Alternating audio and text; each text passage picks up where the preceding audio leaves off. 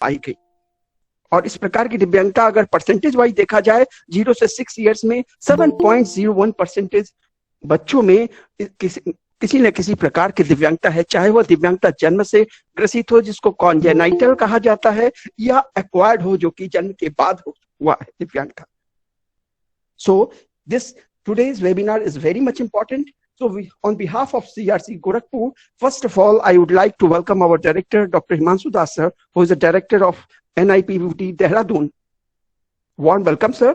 साथ ही साथ आज हमारे वेबिनार के चीफ रिसोर्स पर्सन के रूप में डॉक्टर विभूति गुप्ता मैम देहरादून से जुड़ी हुई हैं, जो कि बहुत ही अनुभवी और अर्ली इंटरवेंशन NIPVT देहरादून के इंचार्ज भी हैं। उनका भी मैं हार्दिक स्वागत एवं अभिनंदन करता हूं मैडम। Warm welcome ma'am. साथ ही साथ हमारे CRC के जितने भी रिसोर्स पर्सन हैं, उनके अदर रिसोर्स पर्सन हैं, उनका भी हार्दिक स्वागत एवं अभिनंदन करता हूं। हमारे इस वेबिनार से जुड़े जितने अदर स्टेक होल्डर्स हैं, पेरेंट्स हैं, दिव्यांगजन हैं, उनका भी हार्दिक स्वागत एवं अभिनंदन करते हैं और आशा करते हैं कि आज का ये webinar it's very much important and fruitful and beneficial to all the beneficiaries and other stakeholders. So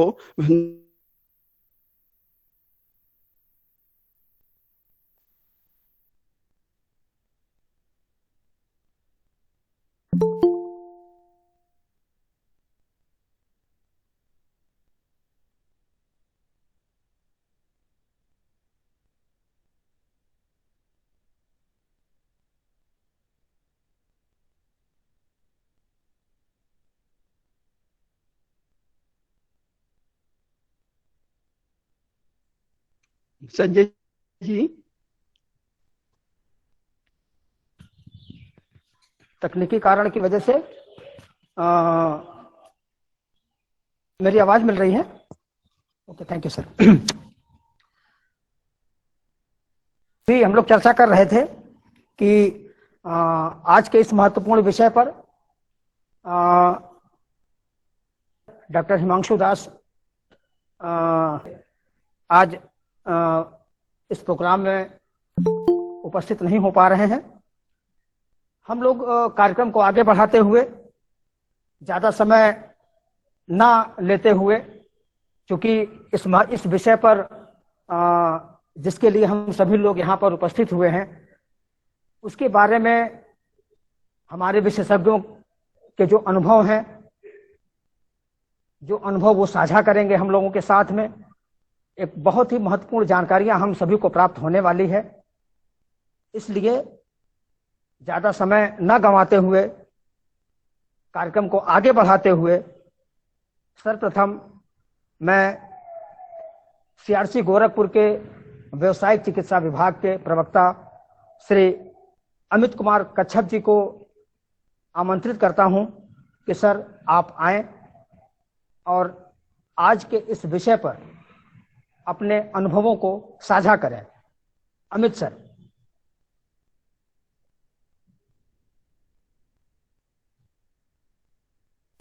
thank you Sanjay sir,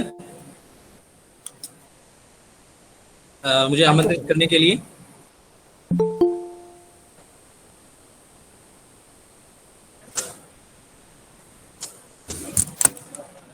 सबसे पहले तो मैं सभी को नमस्कार कहना चाहता हूं, जितने भी श्रोतागण जुड़े हुए हैं और स्पेशल एजुकेटर और प्रोफेशनल्स और रिहाब प्रोफेशनल्स जो भी जुड़े हुए हैं और इस कार्यक्रम के साथ जुड़े हुए हैं, आज के इस कार्यक्रम में सम्मिलित हुए हैं। और इस कार्यक्रम की शुरुआत करने से पहले मैं डॉक्टर हिमांशु सर को राष्ट्रीय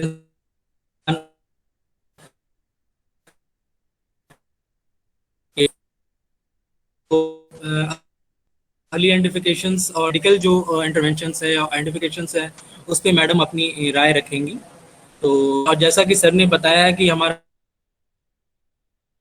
RPW डिसेबिलिटीज हैं और डेवलपमेंटल डिसेबिलिटीज हैं, ओपिफिकेशन इंटरवेंशन एक मेजर ऑब्जेक्टिव्स है उन डिसेबिलिटीज को चिन्हित करने के लिए और उनको इंटरवेंशन देने के लिए।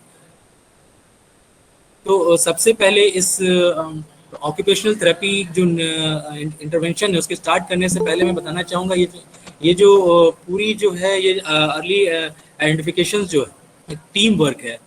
इसमें जो मेडिकल टीम आते हैं और जो रिहेबिलिटेशन प्रोफेशनल्स आते हैं, तो उनका एक टीम वर्क होता है, और उसमें ऑक्यूपेशनल थेरेपी का क्या रोल है और क्या ऑब्जेक्टिव्स हैं, तो उस पर मैं चर्चा करना चाहूँगा।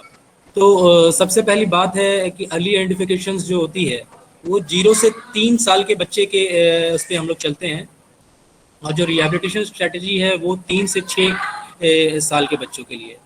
तो सबसे पहले ऑक्यूपेशनल थेरेपी एक्सपर्ट्स क्या करते हैं, स्क्रीनिंग का बात आता है। मैंने पॉइंट्स लिखा है, पूरी तरह मैंने डिस्प्ले नहीं किया है, मैं पॉइंट्स पे डिस्कस करूँगा। स्क्रीनिंग और जो होती है स्क्रीनिंग जो हम करते हैं, वो सबसे पहला जो मैटर हमारे पास, जो मेडिकल टीम हमारे पास रेफर करके जब भेजती है,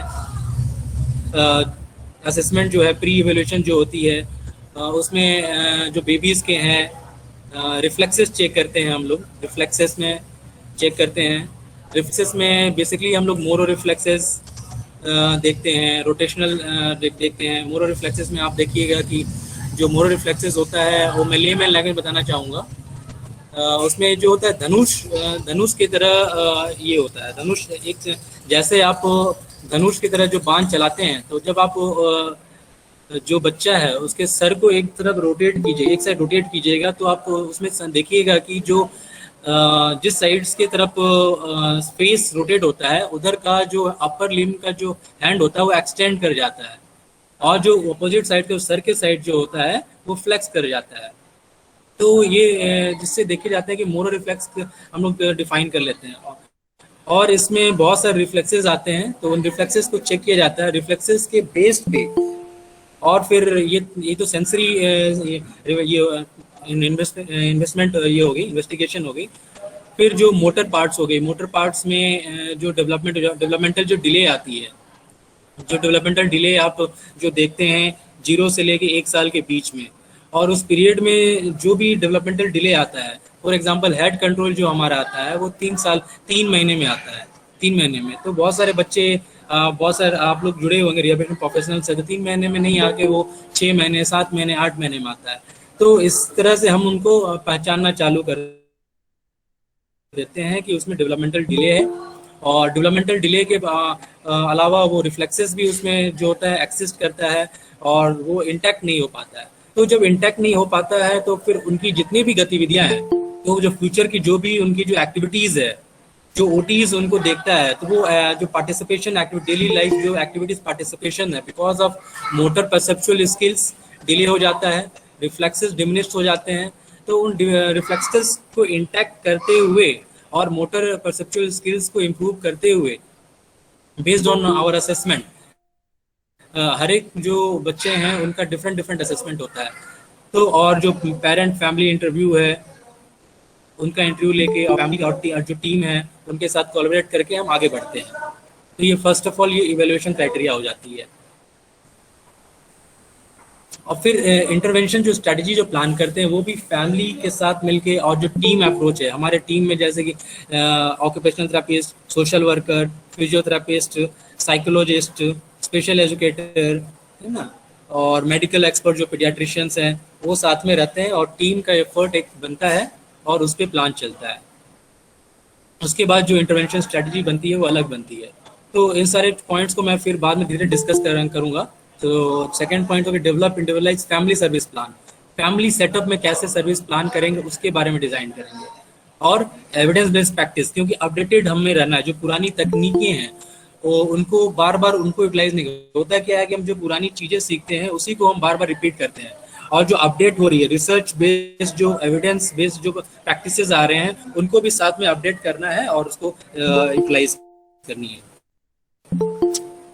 और साथ में आउटकम पे डिस्कस करूंगा, क्या फंक्शंस आउटकम हो गया, और फैमिली और चाइल्ड्स के क्या नीड्स और गोल्स है। आप देख रहे होंगे कि ऑक्यूपेशनल बिजनेस होता है वो किस तरह से डिफरेंट है अलग प्रोफेशन से। जैसे कि वो इंटरेस्ट देता है, क्या इंटरेस्ट है। For example cultural needs, for example आप इंडिया के कल्चर डिमांड्स अलग हैं, यूरोपियन कंट्री का अलग कल्चर है, उनके नीड्स अलग हैं, प्रायोरिटीज अलग हैं, चाइल्ड्स के, फैमिली के क्या नीड्स है। तो उसके बेसिस पे स्ट्रेंथ और एबिलिटीज डिफाइन करके बच्चों पे वो इनको और बेसिकली जो ऑक्यूपेशनल थेरेपीज होते हैं वो based on assessment of motor skills, motor and physical skills. तो अब सोशल स्किल्स कैसे करेंगे? सोशल स्किल्स मीन्स जब सोशल स्किल्स जब बच्चा बड़ा होता है तो धीरे धीरे सोशल स्किल्स में आप जब देखोगे कि जब बच्चा थोड़ा सा बड़ा होता है 3-4 महीने का, तो नजर मिलाना चालू करता है, अपने मदर को पहचानता है, ये सोशल स्किल्स होगी। तो सोशल स्किल्स ये है, खेलता है, अंगुलियों से सामान उठाता है, बहुत सारे सामान जितने भी है उनको रखता है, इधर उधर फेंकता है, तो उसकी जो चंचलता है तो वो सोशल स्किल्स में हमें देखना है। तो अगर आप देखेंगे कि 0 से 6 साल का, 0 से जो 3 साल का बच्चा अगर इस तरह की एक्टिविटी नहीं कर रहा, जो भी आपके चेकलिस्ट है, बहुत चेकलिस्ट है, उस चेकलिस्ट सोशल चेकलिस्ट अगर उसमें नहीं कर पा रहा है तो उसको आइडेंटिफाई करना है कौन सा सोशल स्किल्स नहीं कर पा रहा है और सोशल स्किल्स क्यों नहीं कर पा रहा है। क्या उसके मसल्स में प्रॉब्लम है, क्या उसके सेंसरी में प्रॉब्लम्स है, किस तरह के प्रॉब्लम्स है, या पेरेंट्स सपोर्ट नहीं कर रहे हैं, या इन्वायरमेंट प्रॉब्लम्स है। आजकल के जो इन्वायरमेंट जो बहुत सारे बच्चे आते हैं तो उसमें क्या लर्निंग मॉडर्न जमाना है, तभी मैं जब उनके पास तो वो क्या करते, जो वो किचन में अपलोड करती रहती है, उनको इंगेज करने के लिए वो क्या करते हैं, गाना दिखा देते हैं, वीडियोस दिखा देते हैं। अब वो 3 साल का 3 में है, उसको मोबाइल, तो होता क्या है इस दौरान का जो कैपिटल के जब बच्चा वो मोबाइल्स के यूज करना हो जाता है, जो देख रहा है उसको लर्न कर रहा है, तो जिस तरह के कार्टून दिखा रहे हैं वही चीज वो मिमिक्री करना हो, रिपीट करता है, और जो बाहर के जो इन्वायरमेंटल चीज है उसको लर्न नहीं कर पाता है। जैसे कि 4-5-6 महीने पहले दादा दादी होते थे, वो उसके साथ खेलते थे, मिट्टी में खेलते थे, दूसरे बच्चों के साथ खेलते थे जब मोबाइल का जमाना नहीं था। लेकिन ये मोबाइल तो अच्छी चीज है, लेकिन होता क्या है उसका यूज कहाँ पे करना है वो हमें आना चाहिए।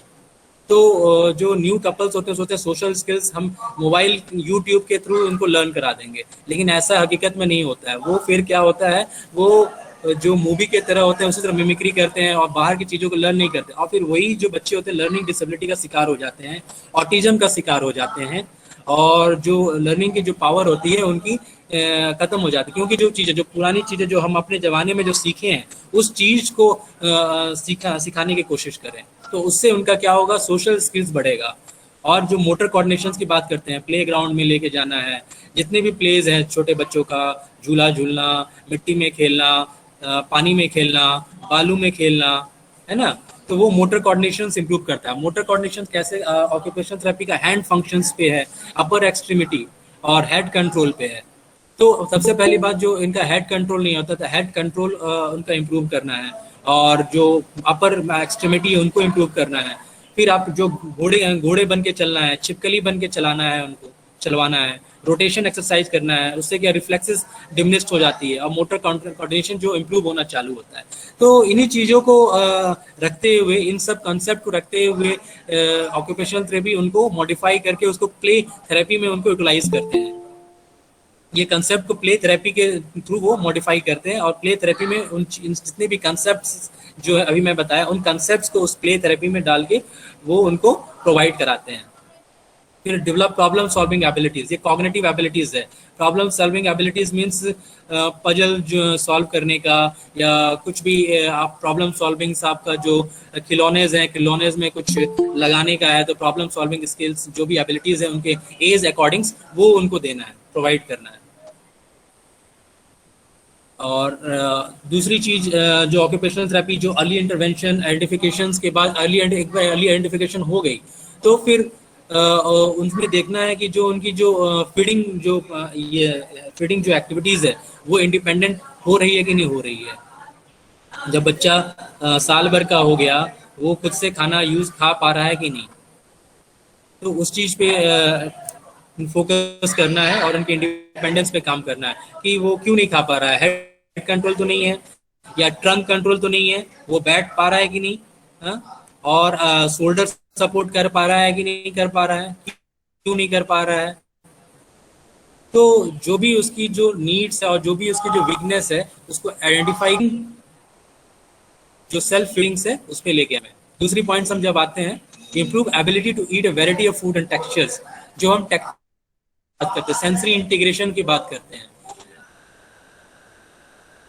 अर्ली का भी कंसेप्ट है, उसमें सेंसरी इंटीग्रेशन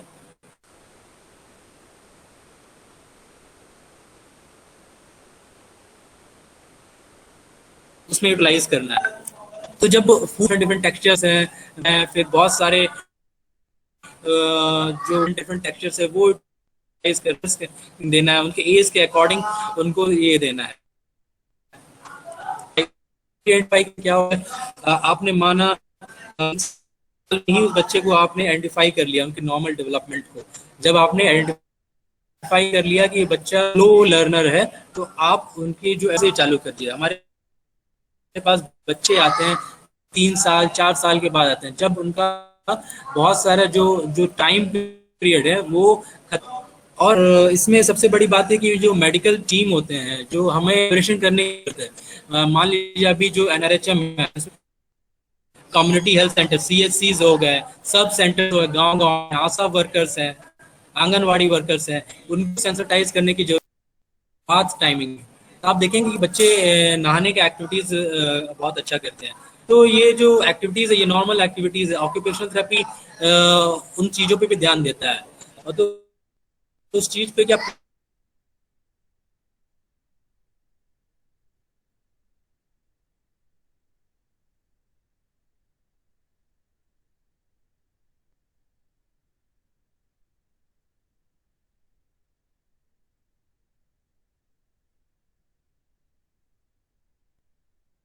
हो गया। तो हमारे हैं और दो वेस्टिबुलर और प्रोप्रियोसेप्शन, इन चीज को एनरिच करना है डिफरेंट एक्टिविटीज के थ्रू। और सबसे पॉजिटिव पॉइंट ये है कि सेंसरी गार्डन्स का हम लोग यूज कर सकते हैं। आउटडोर एक्टिविटीज में सेंसरी गार्डन्स हमारे लिए बहुत अच्छे। सेंसरी गार्डन्स में डिफरेंट टाइप के टेक्सचर्स होते हैं। आप प्लांट्स का यूज कर सकते हैं, सॉइल्स का यूज कर सकते हैं, है ना। फिर जितने सारे इक्विपमेंट्स होते हैं झूला झूलने के, फिर बहुत सारे इक्विपमेंट्स, उसमें कितना, इसमें भी आपको देखना है कि कौन सा बच्चा हाइपर सेंसिटिव है और हाइपो सेंसिटिव है। वो डिपेंड ऑन असेसमेंट, आपको वो देखना है। फिर दूसरी बात है सोशल, बात करते हैं। इसमें क्या पार्टिसिपेशंस मीन्स आप इमोशंस कैसे करते हैं। फॉर एग्जांपल जो बच्चे होते हैं, बहुत सारे बच्चे हमारे पास आते हैं तो बोलते हैं कि हमारे बच्चे हेयर कट नहीं करते हैं। तो जब वो hair cut, social participation means नाई के पास जब जाता है तो कैसे पार्टिसिपेट कर रहा है, वो कैसे पार्टिसिपेट कर रहा है, हेयर कटिंग कर पा रहा है कि नहीं। जब वो नाई उसको काटता है तो सपोर्ट करता है, या फादर वहाँ पे या मदर वहाँ पर है कि नहीं, वो उनके फिजिकल नीड्स और उनके डिमांड को पूरा कर रहा है कि नहीं।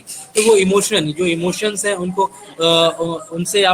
उनको जानते हैं कि नहीं, तो इमोशंस को जानना जरूरत है। तो ऑक्यूपेशनल थेरेपी उन इमोशंस को हेल्प करते हैं काम डाउन के लिए और उनके इमोशंस को जानने के लिए। फिर सेल्फ एडवोकेसी स्किल्स, अपने बारे में एडवोकेसी करने की जरूरत है।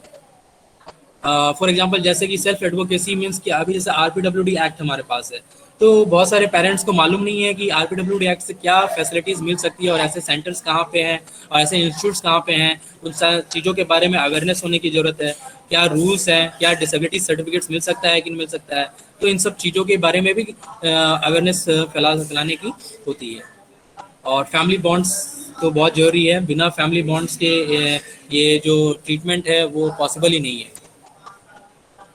और दूसरी जो क्रॉस डिसेबिलिटी की बात जो हम चर्चा करेंगे, वो अभी मैं रहूँगा। तो क्रॉस डिसेबिलिटी में हमारे पास 3 चीज़ों की ब्लड डिसऑर्डर है, वो चीज़ हमें देखने को मिलता है।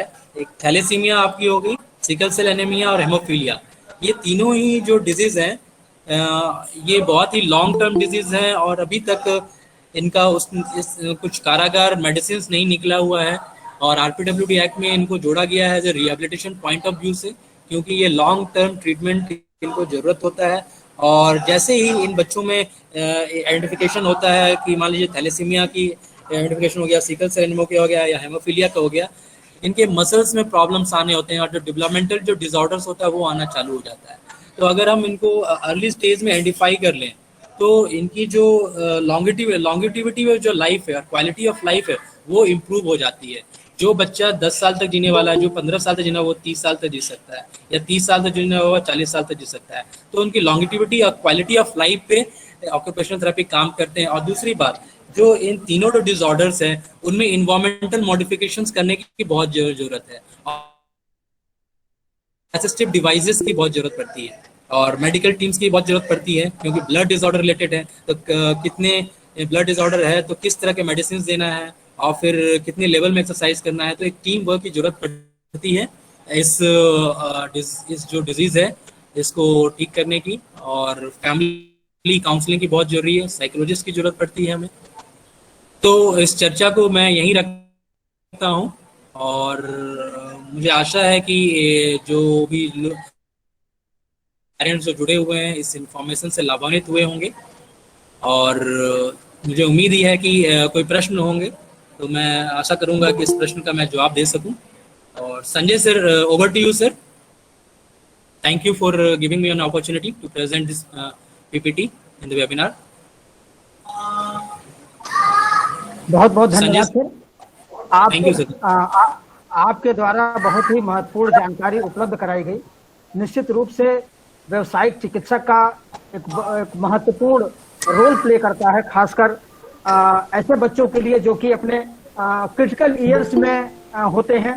जैसा कि हम सभी लोग जानते हैं कि जन्म से लेकर के 6 साल तक का समय सभी के लिए बहुत ही महत्वपूर्ण होता है, क्योंकि जैसे ही बच्चा जब पृथ्वी पर जन्म लेता है तो अब उसको अपना जीवन स्वयं जीना होता है और उसके दौरान बच्चा अपने ज्ञान का निर्माण स्वयं करता है और उस ज्ञान के निर्माण में उसके जैसा कि बताया गया कि जो हमारे संवेदी अंग हैं, जो हमारे ज्ञानेंद्रियां हैं, वो महत्वपूर्ण रोल प्ले करती हैं बच्चे के लर्निंग प्रोसेस में, क्योंकि हमारे जो फंडामेंटल्स हैं वो हमारी ज्ञानेंद्रियां हैं, जिसमें कि हमारे जैसा कि अमित सर ने उस पर डिस्कस किया कि जो हमारी ज्ञानेंद्रियां है, हमारा प्रोप्रोसेप्टिव सिस्टम है या फिर वेस्टिबुलर सिस्टम है, ये सारी ज्ञानेंद्रियां जो है हमारे लर्निंग प्रोसेस को इजिली टैकल करने में मदद करती है। अगर इन सब में किसी भी तरह की कुछ दिक्कतें होती हैं या फिर कुछ परेशानी होती है या फिर वो ठीक तरह से मैच्योर नहीं हो पाती हैं, तो बच्चे की आगे की क्रियाएं, बच्चे की मोटर प्लानिंग, उसका आई हैंड कोऑर्डिनेशन, उसकी एकेडमिक एक्टिविटी, ये सब सारी चीजें उसकी क्रम से प्रभावित होती हैं। तो बहुत बहुत धन्यवाद सर। और हम अब अपने कार्यक्रम के अगले भाग पर चलते हैं, जहां पर हम श्री रवि कुमार सर से मुखातिब होंगे और उनके लंबे अनुभव को हम लोग उनके द्वारा साझा किया जाएगा। आज वह वाणी श्रवण एवं भाषा वाणी संबंधी विषय पर वो अपना वक्तव्य प्रस्तुत करेंगे और अपने अनुभवों को साझा करेंगे। Shri Ravi sir. Thank you Sanjay ji, and once again warm welcome to all. जैसा कि संजय जी ने बताया कि मैं speech and hearing professional expert हूं, और आज जो क्रॉस डिसेबिलिटी अर्ली इंटरवेंशन के विषय में जो हमारे ऑक्यूपेशनल थेरेपिस्ट लेक्चरर ने एक्सप्लेन किया, जैसा कि हम लोग जानते हैं कि early intervention is very much important आज न्यूबॉर्न बेबी के लिए या किसी भी बच्चों के लिए। जन्म के समय में 0 से 6 इयर्स जो क्रिटिकल पीरियड होता है, जो कि ओवरऑल डेवलपमेंट के लिए बहुत इंपॉर्टेंट होता है। वो किसी भी पेरेंट्स के, कोई भी बच्चा हो, कोई भी न्यूबॉर्न हो, उसका 0 से 6 इयर्स इंपॉर्टेंट क्रूशियल पीरियड होता है। उस 6 इयर्स में जैसे से बच्चा जन्म लेता है, बेबीज का, बच्चे का ब्रेन का डेवलपमेंट बहुत ही फास्ट गति से होता है, और जब बच्चा 12 महीने का होता है, 1 साल का हो जाता है, तो उसका ब्रेन का जो साइज होता है डबल ग्रोथ करता है। और 3 साल में जब बच्चा 3 साल का हो जाता है तो उसका 80% ब्रेन का साइज डेवलप हो जाता है, और 5 इयर्स में 90% तक वो उसका फुल्ली ग्रोन अप ब्रेन हो जाता है। उसमें प्लास्टिसिटी जो होती है, उसकी न्यूरल प्लास्टिसिटी, इसलिए कहा जाता है 0 to 6 year is very much important. जो 6 साल तक बच्चे का जो एज होता है बहुत इंपॉर्टेंट रोल होता है, बहुत इंपॉर्टेंट क्रिटिकल ईयर होता है बच्चे के ओवरऑल डेवलपमेंट में, चाहे वो ग्रोथ हो, चाहे वह कॉग्निटिव स्किल्स हो, मोटर स्किल्स हो, फिजिकल स्किल्स हो, कम्युनिकेशंस, लैंग्वेज स्किल्स हो, या सेल्फ हेल्प एडेप्टिव स्किल्स हो, या सोशल इमोशनल स्किल्स हो। तो ओवरऑल जो स्किल्स होता है 0 to 6 ईयर्स में बहुत तेज गति से बच्चों में डेवलप करता है। और ये अर्ली इंटरवेंशन जो है एक ट्रांस डिसिप्लिनरी अप्रोच है। जैसा कि हम लोग जानते हैं ट्रांस डिसिप्लिनरी, हमने संजय जी ने पहले जो वेबिनार में 107.1 में अदर ट्रांस डिसिप्लिन में अदर 3 प्रोफेशनल्स को ऐड किए थे। समय की कमी के कारण ये दूसरा सीरीज हम लोग ऐड करके उसको प्रेजेंट कर रहे हैं, जिसमें ट्रांस डिसिप्लिनरी टीम होता है। और किसी भी एक दिव्यांग बच्चों के लिए अगर बच्चा को जितना कम से कम समय में आइडेंटिफाई कर लिया जाता है, और करने के बाद अगर team transdisciplinary team members के जरिए बच्चे का ओवरऑल ग्रोथ एंड डेवलपमेंट बहुत तेजी से होता है।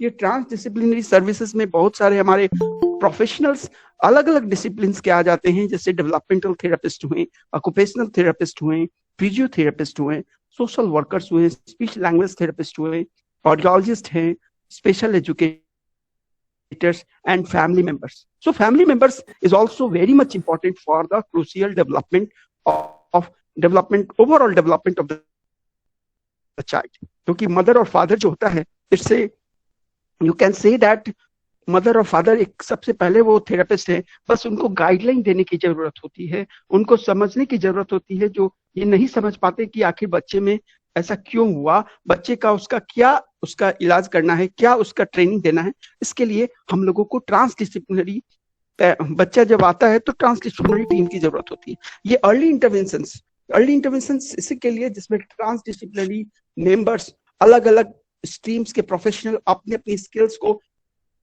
के जरिए बच्चे को में जो प्रॉब्लम होता है, जो प्राइमरी प्रॉब्लम्स होते हैं, उस प्राइमरी प्रॉब्लम्स को आइडेंटिफाई करके उस पर वर्कआउट किया जाता है।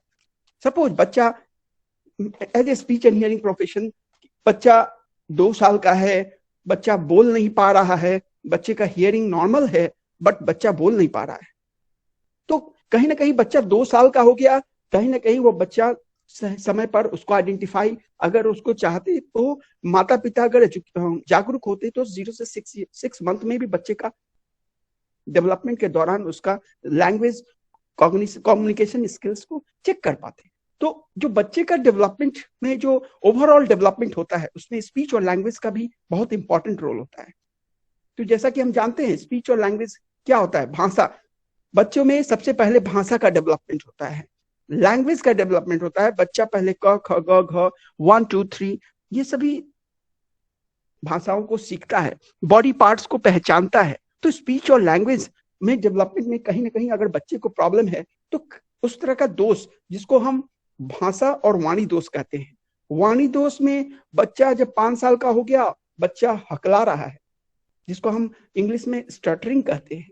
स्टटरिंग बच्चा कैसे करता है, बच्चे में बोलने में कहीं ना कहीं वो रिपीट कर रहा है, कहीं ना कहीं वह बोलते समय वो रिपीट कर रहा है, और रिपीट करते समय वह बार बार किसी नाम को रिपीट कर रहा है, पापा को पापा पा करके पापा बोल रहा है।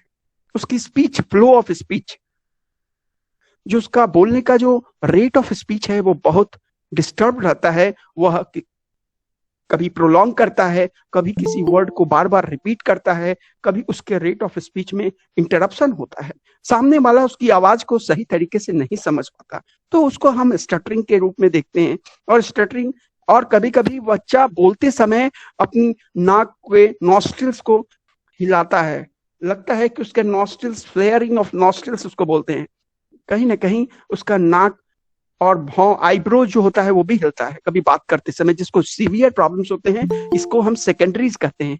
तो कोर बिहेवियर जो होता है बच्चों में, जो स्टटरिंग, हकलाने की शिकायत होती है, जो कि रेपिटेशन, प्रोलोंगेशन, हेजिटेशंस हो सकता है, कोई भी एक सिम्टम हो सकता है, उसको सबसे पहले असेसमेंट के जरिए हम उसको आइडेंटिफाई करते हैं कि आखिर बच्चों में क्या प्रॉब्लम है, किस तरह का प्रॉब्लम है। क्या वो बच्चा बार बार रिपीट कर रहा है, या बच्चे को बार बार उसको बोलते समय वह रुक रुक के बोल रहा है, हेजिटेट कर रहा है, उसकी फ्लो ऑफ स्पीच सही नहीं, कहीं ना कहीं वो साइकोलॉजिकली वो फैक्टर, उसका कॉन्फिडेंस लेवल तो बिल्डअप सही तरीके से नहीं है। तो इसके लिए बच्चे को धीरे धीरे हम उसको रेट ऑफ स्पीच को स्लो करने के लिए सिखाते हैं। धीरे उसके रेट ऑफ स्पीच को काउंटिंग के जरिए, उल्टी गिनती गिनने को कहते हैं, जिसके कारण कोई भी आदमी, कोई भी बच्चा जो बोलता है 1 2 3 4 कंटिन्यूअस जब बोलता है तो सही से बोलता है, बट उसको अगर हम अपोजिट में लें तो वह कुछ टाइम टेकिंग करता है, जिससे के कारण उसके रेट ऑफ स्पीच स्लो करने के पर्पज से अलग अलग तरीके से उसके रेट ऑफ स्पीच को स्लो करते हैं और बच्चा अपनी आवाज को सही तरीके से बोल पाता है। उसके आर्टिकुलेटर्स, कहीं ना कहीं हकलाते समय बच्चे का जो जीभ होता है कहीं ना कहीं वो अटकता है, कहीं वो टच सही तरीके से वो टच नहीं कर पाता है उसको क्या बोलना है। तो उसको भी हम मिरर के जरिए, फीडबैक के जरिए उसको हम सॉफ्टली उसको मॉडलिंग के जरिए उसको सिखाते हैं और उसको आर्टिकुलेटर्स को सही तरीके से कैसे प्रोड्यूस करना उसको भी हम बताते हैं।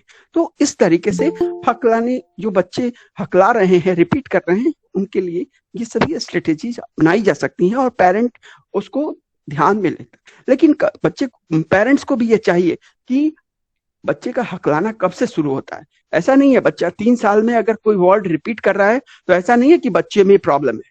पेरेंट्स को ये समझना चाहिए कि 0 से 4 इयर्स तक बच्चों में जो रिपीटिशन की प्रक्रिया होती है वह उसके normal speech, normal language development का पार्ट होता है। उस समय बच्चे को ज्यादा दबाव नहीं देना चाहिए। पेरेंट्स को ये समझना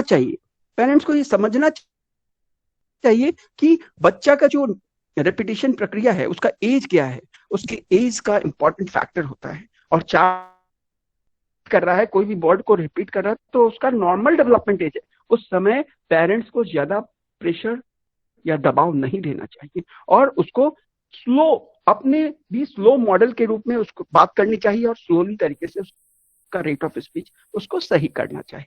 तो इस कंडीशन में पेरेंट्स को भी ये समझना चाहिए कि कब किस एज में स्टटरिंग होता है, क्योंकि जब 0 से 4 इयर्स में अगर वो स्टटर कर रहा है, that is not a part of stuttering, that is called normal non fluency, NNF बोलते हैं, जो कि 0 से 4 इयर्स तक बच्चे में होता है और वो नॉर्मल पार्ट है लैंग्वेज डेवलपमेंट का। तो ये पेरेंट्स को हमेशा पता होना चाहिए कि इस कंडीशन में बच्चे को हम ज्यादा प्रेशर ना दें, ज्यादा उसको उस पर तनाव ना दें। अगर बच्चा को ज्यादा हम प्रेशर और तनाव देते हैं तो बच्चा और जाके उसको सीवियर रूप में वो बोलना शुरू कर देता है। उसी तरह दूसरी कैटेगरी, बच्चा तुतलाता है, बच्चा सही तरीके से उच्चारण नहीं कर पाता। क्यों नहीं कर पाता? उसके लिए हम पहले उसको भी, इसका भी आर्टिकुलेशन डिसऑर्डर बोलते हैं उसको। आर्टिकुलेशन डिसऑर्डर में बच्चे को क्या प्रॉब्लम है, आखिर उसकी क्या कारण है कि वो आर्टिकुलेशन में उसकी उच्चारण दोष है। क्या कहीं बच्चे का जीभ छोटा तो नहीं है, जिसको हम टंग टाई कहते हैं? क्या बच्चे का टंग टाई तो नहीं है? क्या बच्चे को उसके आइडेंटिफाई, अगर वह अगर आर्टिकुलेट सही नहीं कर पा रहा है, अगर वो सही तरीके से उच्चारण नहीं कर पा रहा है, तो उसकी चेकलिस्ट के जरिए उसको जांच करते हैं कि वह कौन सा साउंड है, कौन सा स्पीच साउंड है, कौन सी अक्षर है जिस पर वह अच्छी तरीके से नहीं बोल पा रहा, अच्छी तरीके से आर्टिकुलेशन नहीं कर पा रहा है। तो उसकी चेकलिस्ट पहले हम चेक करते हैं, उसकी चेकलिस्ट बनाते हैं कि उसके जो हिंदी के अक्षर हैं या इंग्लिश के अक्षर हैं उसको कौन से वर्ड पे वो आर्टिकुलेट कर रहा है। तो उस आर्टिकुलेशन को अच्छी तरह हम उसको चेक करने के बाद उसको विजुअल फीडबैक के जरिए, मल्टी मोडालिटी के जरिए उसको हम सही से उसको मॉडलिंग के जरिए, इमिटेशन के माध्यम के जरिए, वो ये सभी टेक्निक्स है, इमिटेशन, मॉडलिंग और गुड मॉडलिंग के जरिए मिरर के सामने उसको प्रोडक्शन कराते हैं। उसके आर्टिकुलेटर्स को चेक करते हैं और आर्टिकुलेटर्स को चेक करके उसकी साउंड को कैसे प्रोड्यूस करना है, जिससे बच्चा पापा, जब हम पापा बोलते हैं तो हमारा दोनों लिप एक दूसरे से टच होता है, जिसको हम बाइलेबियल साउंड कहते हैं। एग्जाम्पल के तौर पे पापा शब्द, हम पापा मीन्स बाइलेबियल साउंड, प जो साउंड है, ब साउंड है, ये बाइलेबियल साउंड है। जब भी हम लिप को एक दूसरे से क्लोज करते हैं तो ये साउंड प्रोड्यूस होते हैं। जैसे त है, त थ द, ये डेंटल साउंड्स। तो कैसे साउंड्स को, कैसे हम जीभ को किस जगह पे प्लेस करना है, ये सभी को अच्छी तरह, अगर उनको नहीं समझ में आता है तो किसी सेंटर्स पे, दिव्यांग डिसेबिलिटी स्टडीज डिसेबिलिटी सेंटर पे जाकर उसकी जांच करा के उसका जो आर्टिकुलेशन प्रॉब्लम है उसकी चेक करके गाइडेंस जो दिया जाता है, जो स्पीच थेरेपी का प्रैक्टिस कराया जाता है, उसकी प्रैक्टिस को पेरेंट्स को घर पे कराना है मॉडलिंग के जरिए। और जितना अच्छे तरह बच्चा कॉन्फिडेंस के साथ अगर वो प्रैक्टिस करता है तो उसका स्पीच साउंड्स कंप्लीटली एक्यूरेसी के साथ उसका आर्टिकुलेशन डिसऑर्डर वैनिश हो जाता है, खत्म हो जाता है। तो ये था आर्टिकुलेशन डिसऑर्डर। आर्टिकुलेशन डिसऑर्डर के कई कारण हो सकते हैं। कहीं ना कहीं उसके तालू में तो छेद नहीं है, हमारे जीभ के अंदर तालू है, तालू में छेद होने की वजह से भी वह उच्चारण सही से नहीं बोल पाएगा, क्योंकि जब वो बोलता है, जब हम लोग बोलते हैं तो ये एयर ओरल कैविटी से ना होते हुए वो नेजल कैविटी से, नाक के जरिए वो जाता है, जिसके कारण नेजल साउंड प्रोड्यूस होता है। कहीं ना कहीं न्यूरो डेवलपमेंटल डिसेबिलिटी अगर बच्चे को हो गया है तो कहीं ना कहीं उसकी वजह से कहीं उसका मसल्स तो वीक नहीं है, क्या उसका जीभ सही से, उसका जीभ मजबूती है कि नहीं, उसमें टोनिसिटी है कि नहीं। दूसरा, कहीं बच्चे को हियरिंग लॉस तो नहीं है, क्योंकि हियरिंग लॉस होने की वजह से भी बच्चे को सही साउंड का प्रोडक्शन नहीं सुनाई देता, जिसके कारण वह उसको आर्टिकुलेशन प्रॉब्लम्स होता है।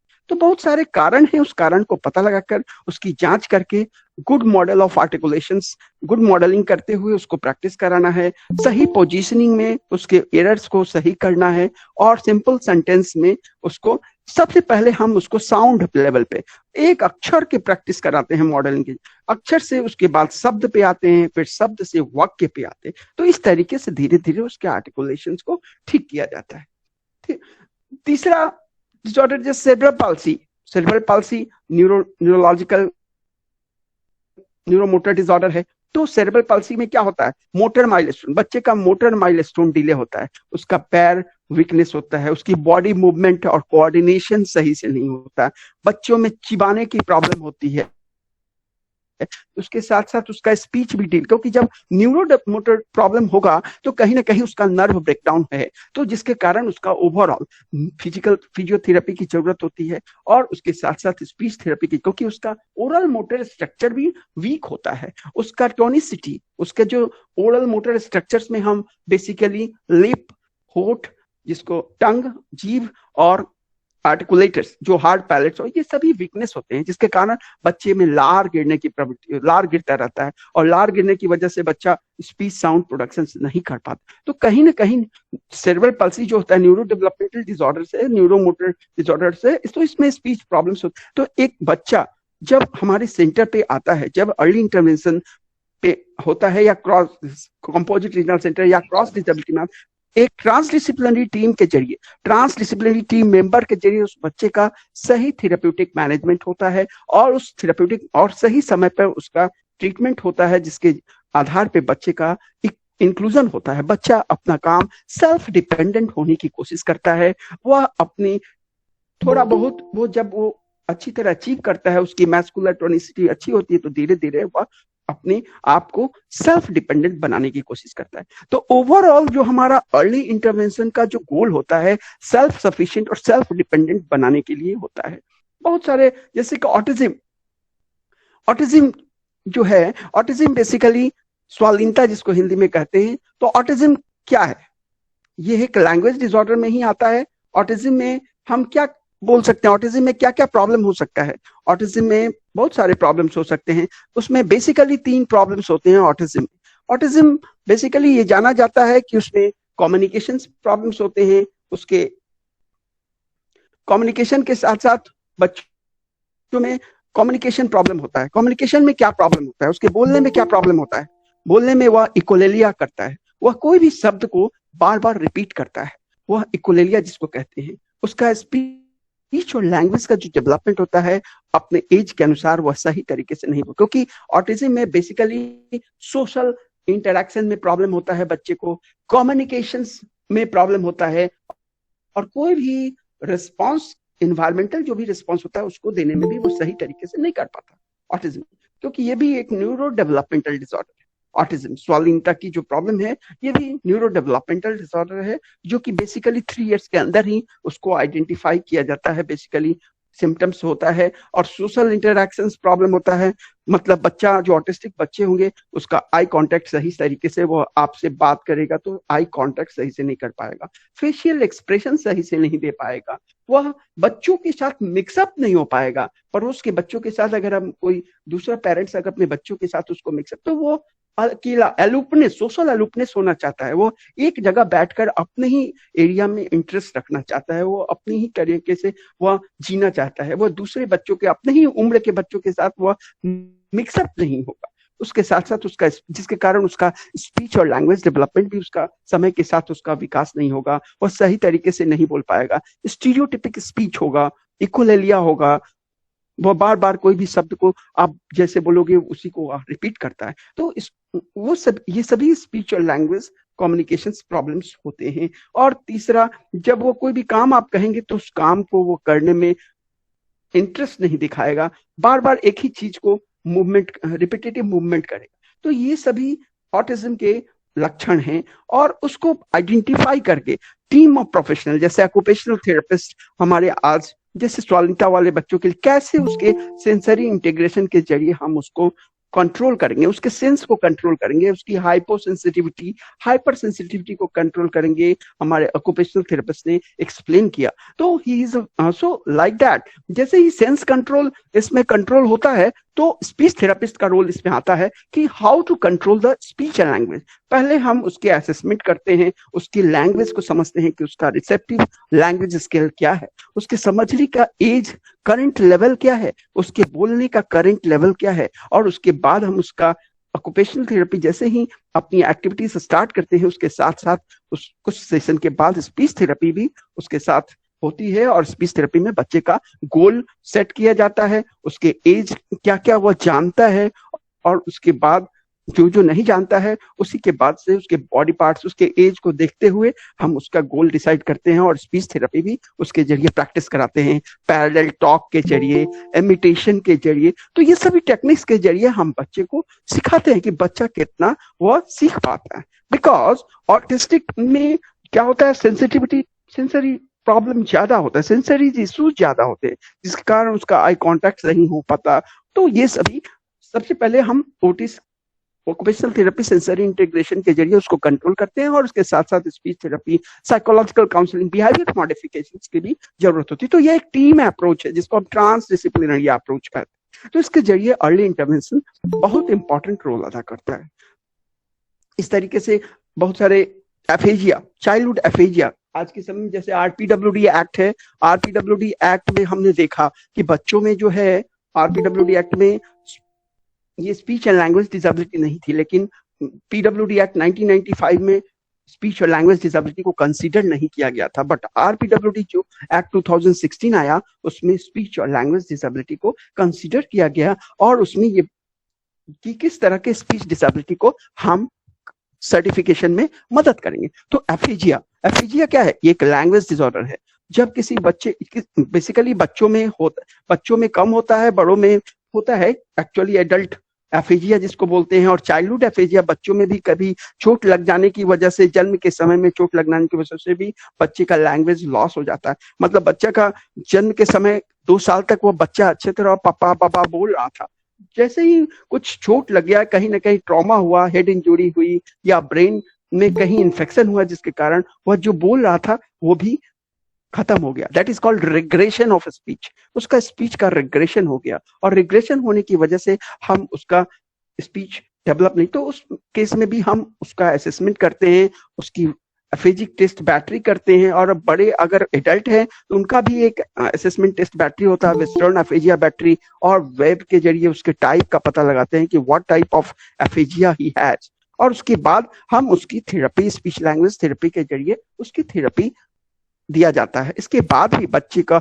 या इसके बाद भी उस क्लाइंट का अगर प्रोग्रेस नहीं होता है, देन न्यूरोलॉजिस्ट की मदद से after 6 month of intensive therapy के बाद अगर उसका प्रोग्रेस नहीं हो पाता है तो न्यूरोलॉजिस्ट के जरिए उसके बाद उसका सर्टिफिकेशन किया जाता है। तो aphasia can be certified in the RPWD act. उसी तरह दूसरा है लैरिंजेक्टोमी। लैरिंजेक्टोमी क्या होता है? जैसे कि हम लोग जानते हैं, बहुत सारे लोग जो बड़े लोग होते हैं वो बचपन से ही जिसको खैनी गुटखा खाने की आदत होती है, तो वो धीरे धीरे वो खैनी गुटखा खाते हैं और उनका आवाज बैठ जाता है, और बाद में जब डॉक्टर के पास जाते हैं तो पता चलता है कि उनका जो लैरिंग्स है, उसका जो वॉइस बॉक्स है, बोलने की जो कंठ नली है, वो खत्म हो चुकी है, वो ऑलरेडी उसमें इन्फेक्शन हो चुका है। तो डॉक्टर की सलाह होती है कि उसके आपके वॉइस बॉक्स, उसके आपके कंठ को सर्जरी के जरिए निकाला जाएगा। अगर नहीं निकालते हैं तो आपके साइड जो एक्सेसरीज बॉडी पार्ट्स हैं, एक्सेसरी जो है वो इन्फेक्टेड होंगे, जिसके कारण आपका और अदर इन्फेक्शन होने की संभावना होती है। तो रिमूवर ऑफ लैरिंग्स, जब उस केस में किसी भी व्यक्ति का जो कंठ, जो वॉइस बॉक्स रिमूव कर दिया जाता है, तो उसको हम लैरिंजेक्टोमी कहते हैं। कहीं ना कहीं वो लैरिंजेक्टोमी कहीं ना उसमें लैरिंग्स में कैंसर होने की वजह से निकाला जाता है, या अधिक मात्रा में स्मोकिंग करने से, टोबैको खाने से, और कई अदर तरह के थ्रोट इन्फेक्शन होने से, अगर उसका लैरिंग्स वॉइस बॉक्स उस व्यक्ति का अगर सही नहीं है, इन्फेक्टेड है, कार्सिनोमा हो चुका है, कैंसरस हो चुका है, तो एट लास्ट उसका उपाय है कि उसको लैरिंग्स को रिमूव करना। तो उसको लैरिंजेक्टोमी कहा गया। और उसमें एक स्टोमा, एक होल किया जाता है, छेद किया जाता है, जिसके जरिए वह सांस लेता है और ब्रीदिंग स्मॉल ओपनिंग के जरिए लेता है, जिसके कारण उसको बोलने में भी परेशानी होती है। उसका स्मेल सेंसेशन, वो सूंघने, उस समय उसका सूंघने का सेंसेशन भी खत्म हो जाता है, ज्यादा भारी ऑब्जेक्ट्स को उठा नहीं पाता, और स्विमिंग करने में भी परेशानी होती है। तो इस तरह से लैरिंजेक्टोमी जो केस होते हैं, उनका भी ट्रीटमेंट उसका इसोफेजियल स्पीच के जरिए या डिफरेंट उसके इसोफेजियल स्पीच के जरिए उसकी स्पीच थेरेपी के करते हैं। अगर उसके बाद भी अगर उसका सही तरीके से उसका स्पीच नहीं आ पाता है, तो ईएनटी और स्पीच और न्यूरोलॉजिस्ट, स्पीच पैथोलॉजिस्ट के जरिए उसका सर्टिफिकेशन आरपीडब्ल्यूडी एक्ट में कंसीडर किया गया है, और आरपीडब्ल्यूडी एक्ट में उसका सर्टिफिकेशन भी किया गया। स्पीच और लैंग्वेज में बहुत सारे डिसऑर्डर्स हैं, जैसे कि बच्चों में वॉइस, जब हम टीचर्स पढ़ाते समय क्या होता है, कंटिन्यूअस स्पीकिंग, जब 4 से 5 घंटे बोलते रहते हैं, तो उनकी जो क्वालिटी होती है, बोलने की जो पिच, उनकी लाउडनेस होती है, धीरे धीरे एबनॉर्मल, धीरे धीरे प्रॉब्लम होना शुरू, उनका वॉइस बॉक्स बैठ जाता है, उनमें गले में गला बैठ जाता है, इसको हॉर्सनेस कहते हैं, ब्रेदिनेस करते हैं, उनके गले में बोलते बोलते दर्द होना शुरू हो जाता है।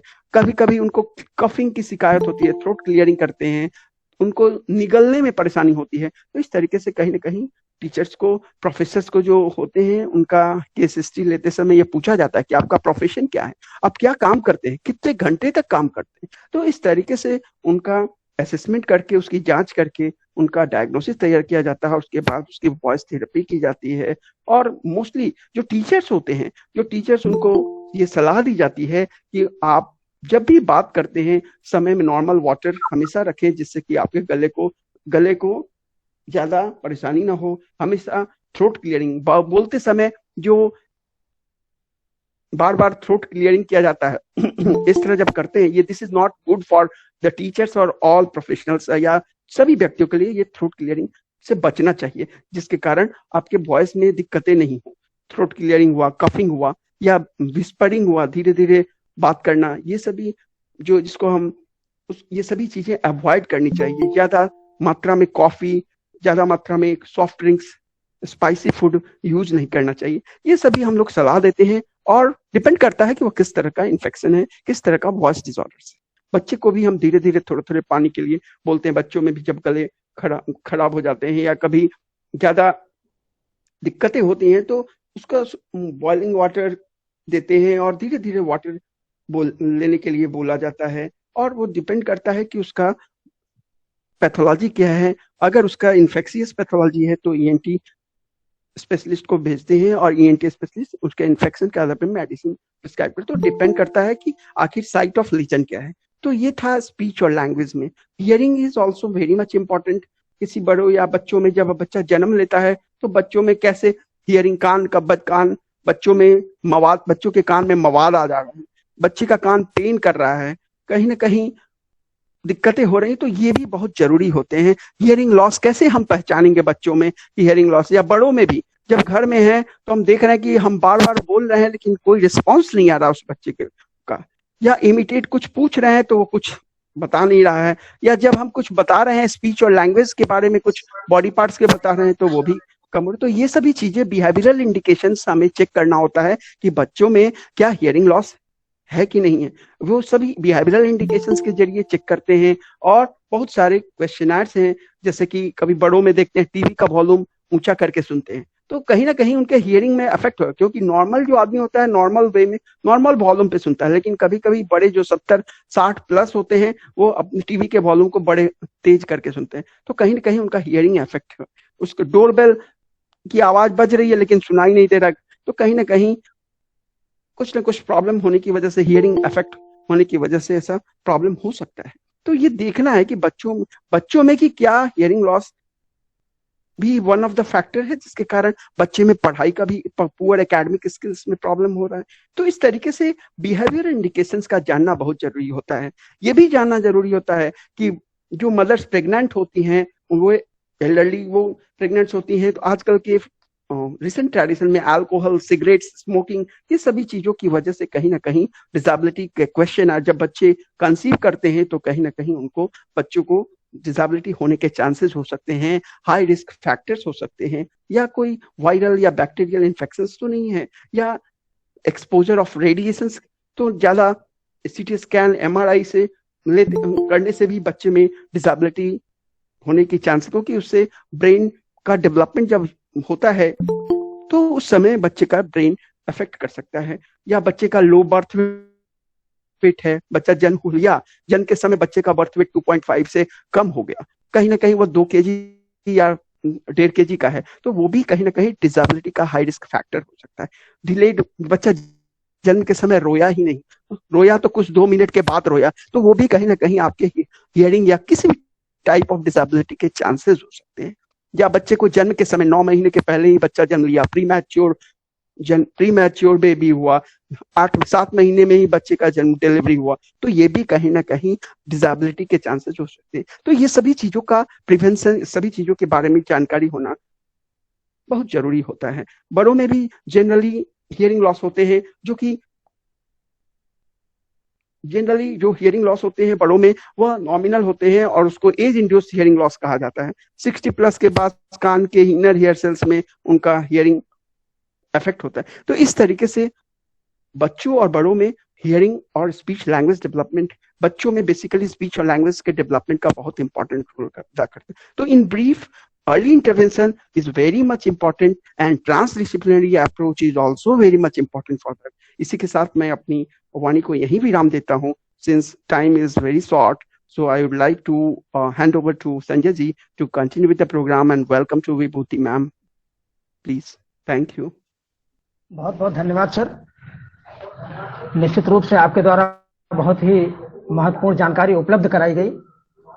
जैसा कि हम सभी लोग जानते हैं कि स्पीच और लैंग्वेज एक बहुत ही कॉम्प्लेक्स प्रोसेस है, और खासकर बच्चों में अगर किसी भी तरह की दिक्कत आती है, जैसा कि आपके द्वारा जो कारण बताए गए कि बच्चा जन्म लेते रोया नहीं, या फिर और भी जो दूसरे कारण हैं, उसकी वजह से बच्चे में मुख्य रूप से उसके भाषा एवं वाणी विकास में तमाम तरह की दिक्कतें देखने को मिलती है। बच्चा सुनने में, देखने में, सारी चीजों में बच्चा ठीक है, लेकिन उसके बाद भी उसका भाषा एवं वाणी विकास ठीक तरह से नहीं हो पा रहा है। जैसा कि आपने बताया कि आर्टिकुलेटरी सिस्टम पर आपने चर्चा किया, न्यूरोलॉजिकल डिसऑर्डर पर आपके द्वारा चर्चा की गई, लैंग्वेज डिसऑर्डर पर चर्चा की गई। यह निश्चित रूप से आज के इस वेबिनार में मौजूद सभी प्रतिभागियों के लिए बहुत ही जरूरी इंफॉर्मेशन दी गई है कि किस तरह से अर्ली शीघ्र उनकी पहचान करके हम उसको मल्टी डिसिप्लिनरी टीम के पास बच्चे को लेकर के आए, ऐसे रिसोर्स पर्सन के पास लेकर के पहुंचे, ऐसे रिहैब प्रोफेशनल के पास लेकर के पहुंचे, जहां पर बच्चे का शीघ्र, अति शीघ्र बच्चे का इंटरवेंशन को प्लान किया जा सके, उन स्ट्रेटजीज को प्लान किया जा सके, ताकि बच्चा अपने विकास का जो उसका क्रम है उसको वो फॉलो कर सके। बहुत बहुत धन्यवाद सर। अब कार्यक्रम को आगे लेकर जाते हुए अब हम NIE PBD की मेडिकल ऑफिसर, साथ ही साथ अर्ली इंटरवेंशन सेंटर की इंचार्ज डॉक्टर विभूति मैडम को मैं इनवाइट करता हूं, मैम आए और अपने अनुभवों को हमारे प्रतिभागियों के बीच साझा करें। मैडम। नमस्कार Sanjay ji, thank you so much. पहले मैं CRC गोरखपुर का धन्यवाद करना चाहती हूँ for inviting me as a resource person. नमस्कार Ravi ji, thank you so much for inviting me as a resource person. Considering as the time limit, I would like to start with my session. तो मैं PPT चला के दिखाना चाहूंगी और सबको बताना चाहूंगी about the cross disability and early intervention centre और उसका क्या महत्व रहता है बच्चों की जिंदगियों पे और आगे उसका इम्पैक्ट क्या रहता है फैमिलीज पे। Just give me 5 minutes, I would like to play the PPT।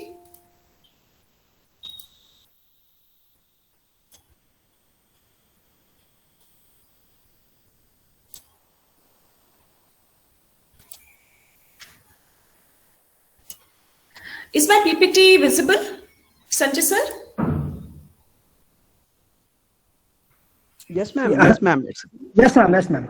I would like to start with my PPT. Early identification and intervention थे। As मेरे colleagues ने बहुत अच्छा बताया, अमित सर ने और रवि जी ने, कि cross disability early intervention centre setup हुए हैं जो केटर करते हैं पॉपुलेशन को फ्रॉम 0 to 6 years। हर एक डिसेबिलिटी उसमें केटर की जाती है। इसमें बच्चों का ही नहीं, साथ ही साथ फैमिलीज का भी ख्याल रखा जाता है और उनकी इंपॉर्टेंस को बताया जाता है कि उनकी इंपॉर्टेंस इन चिल्ड्रन क्या रहती है और उनकी लाइफ में क्या रहती है। So I would like to tell you about what is cross disability early intervention, identification and intervention क्या होती है। जैसे मेरे कलीग्स ने ऑलरेडी बताया कि ये आइडेंटिफिकेशन रहती है 0 to 6 years वाले बच्चों के लिए जो रिस्क पे होते हैं किसी डिले के या किसी भी डेवलपमेंटल डिसेबिलिटी उनमें आ गई है जो उनकी डे टू डे एक्टिविटीज को, फंक्शनिंग को हैम्पर करती है। उसके कारण उनको कोई भी स्पेशल सर्विसेज प्रोवाइड करनी पड़े, जिसके लिए स्पेशलिस्ट चाहिए हो, टीम चाहिए हो, सपोर्ट चाहिए हो, एजुकेशन चाहिए हो, वो एक cross disability early intervention centres में दी जाती है।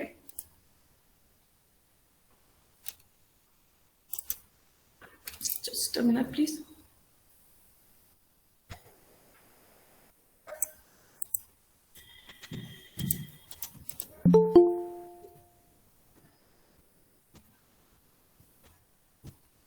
तो हमारा टारगेट ग्रुप क्या रहता है cross disability early intervention centre का? जैसे मैंने पहले भी बताया, बच्चे जो रिस्क पे हैं डेवलपमेंटल डिलेज के या डिसेबिलिटी के 0 to 6 years के, बच्चे जिनमें ऑलरेडी डेवलपमेंटल डिले आ गया है या डिसेबिलिटी आ गई है since birth, parents and family बच्चों की दूसरा है डिसेबिलिटी सेंटर नहीं होती है, उसके लिए हमारे पास बहुत ज्यादा टीम जुड़ती है, जुड़ते हैं, टीचर्स जुड़ते हैं, स्पेशल स्कूल होते हैं, NGOs एंड जरूरत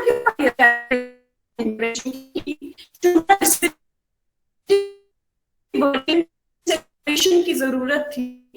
जो हेल्थ सेंटर और रिहैबिलिटेशन सेंटर्स को हमें से बनाना था, स्किल डेवलपमेंट, इंक्लूसिव एजुकेशन करवानी थी। बच्चों लोगों को पहले से ही पता है कि 3 साल तक 90% जितना भी ब्रेन होता है वो डेवलप हो चुका है, तो इसलिए early identification and intervention importance हो जाती है। बच्चे हमारे एट रिस्क रहते हैं जिनकी फैमिली हिस्ट्री में ऑलरेडी कोई डिसेबिलिटी देखी गई है, वो बच्चे हमारे ऑलरेडी एट रिस्क रहते हैं। जिनको बर्थ ट्रॉमा हो गया है वो बच्चे रिस्क पे रहते हैं। हमें सोसाइटी की तरफ सोचना है, हमें रिड्यूस करना है impact of severity of disability in the society, हमें रिड्यूस करना है सेकेंडरी डिसेबिलिटीज इन बच्चों के ऊपर, हमें रिड्यूस करना है जो एसोसिएटेड कंडीशंस इनके साथ हैं, हमें इनको एक home based education intervention provide करना है, हमें पेरेंट्स के स्ट्रेस को कोप अप करना है, एक इंक्लूसिव एजुकेशन उनको प्रोवाइड करनी है। ये कैसे होगा? एक अकेला बंदा, as I already told you, अगर मैं बोलूंगी एज अ डॉक्टर मैं ये सारा काम कर दूंगी, no, it is not possible. तो हमें एक टीम की जरूरत पड़ती है। उस टीम में डॉक्टर्स होते हैं, नर्स होती है, पैरामेडिकल स्टाफ होता है, रिहैबिलिटेशन प्रोफेशनल होते हैं, पेरेंट्स होते हैं, दूसरे पेरेंट्स के दूसरे बच्चों के पेरेंट्स होते हैं, प्ली स्कूल होते हैं, एलिमेंट्री स्कूल के टीचर्स इन्वॉल्व होते हैं। एक basic SOP intervention centre SOP follow करता है। ये होता है कि हम जैसे ही कोई भी हमारे पास बच्चा आता है उसकी इनिशियल स्क्रीनिंग की जाती है। स्क्रीनिंग के बाद उसका असेसमेंट किया जाता है, एक स्टैंडर्डाइज इक्विपमेंट या टूल पे हर एक प्रोफेशनल के पास वो जाता है, उसके पास उसकी प्रॉब्लम आइडेंटिफिकेशन होती है। जैसे कि वो पहले मेडिकल टीम के पास आया तो मेडिकल टीम उसका केस हिस्ट्री लेगी, वो अपने मेडिकल टीम उस पे फॉर्मेट्स में लेगी, असेस करेगी हर एक डिसेबिलिटी को। फिर स्पीच एंड हियरिंग के पास वो रेफर हो गया, again the speech and hearing will take its own screen according to its tools and formats. Then again अब विजन के पास वो ऐसे ही जाएगा, ऑप्थाल्मोलॉजिस्ट के पास, ऑर्थोडोंटिस्ट के पास भी वैसे ही जाएगा, स्पेशल एजुकेटर के पास, साइकोलॉजिस्ट के पास, ऑक्यूपेशन थेरेपिस्ट, फिजियोथेरेपिस्ट के पास। वो सारे बैठ के केस कॉन्फ्रेंसिंग करेंगे। जब सबके पास वो केस हिस्ट्री होगी, उसकी असेसमेंट और स्क्रीनिंग होगी, उसके बाद एक केस कॉन्फ्रेंसिंग होगी ताकि सारे प्रोफेशनल एक कंप्लीट प्रोविजनल डायग्नोसिस पे पहुंच सके, ताकि उसका एक इंटरवेंशन प्लान, एक गोल सेट इन हो सके, ताकि उसको हम रेगुलर बेसिस पे फॉलो अप कर सके, इवेलुएट कर सके। एक सर्विसेज क्या क्या दी जाती है early cross disability early intervention centres में?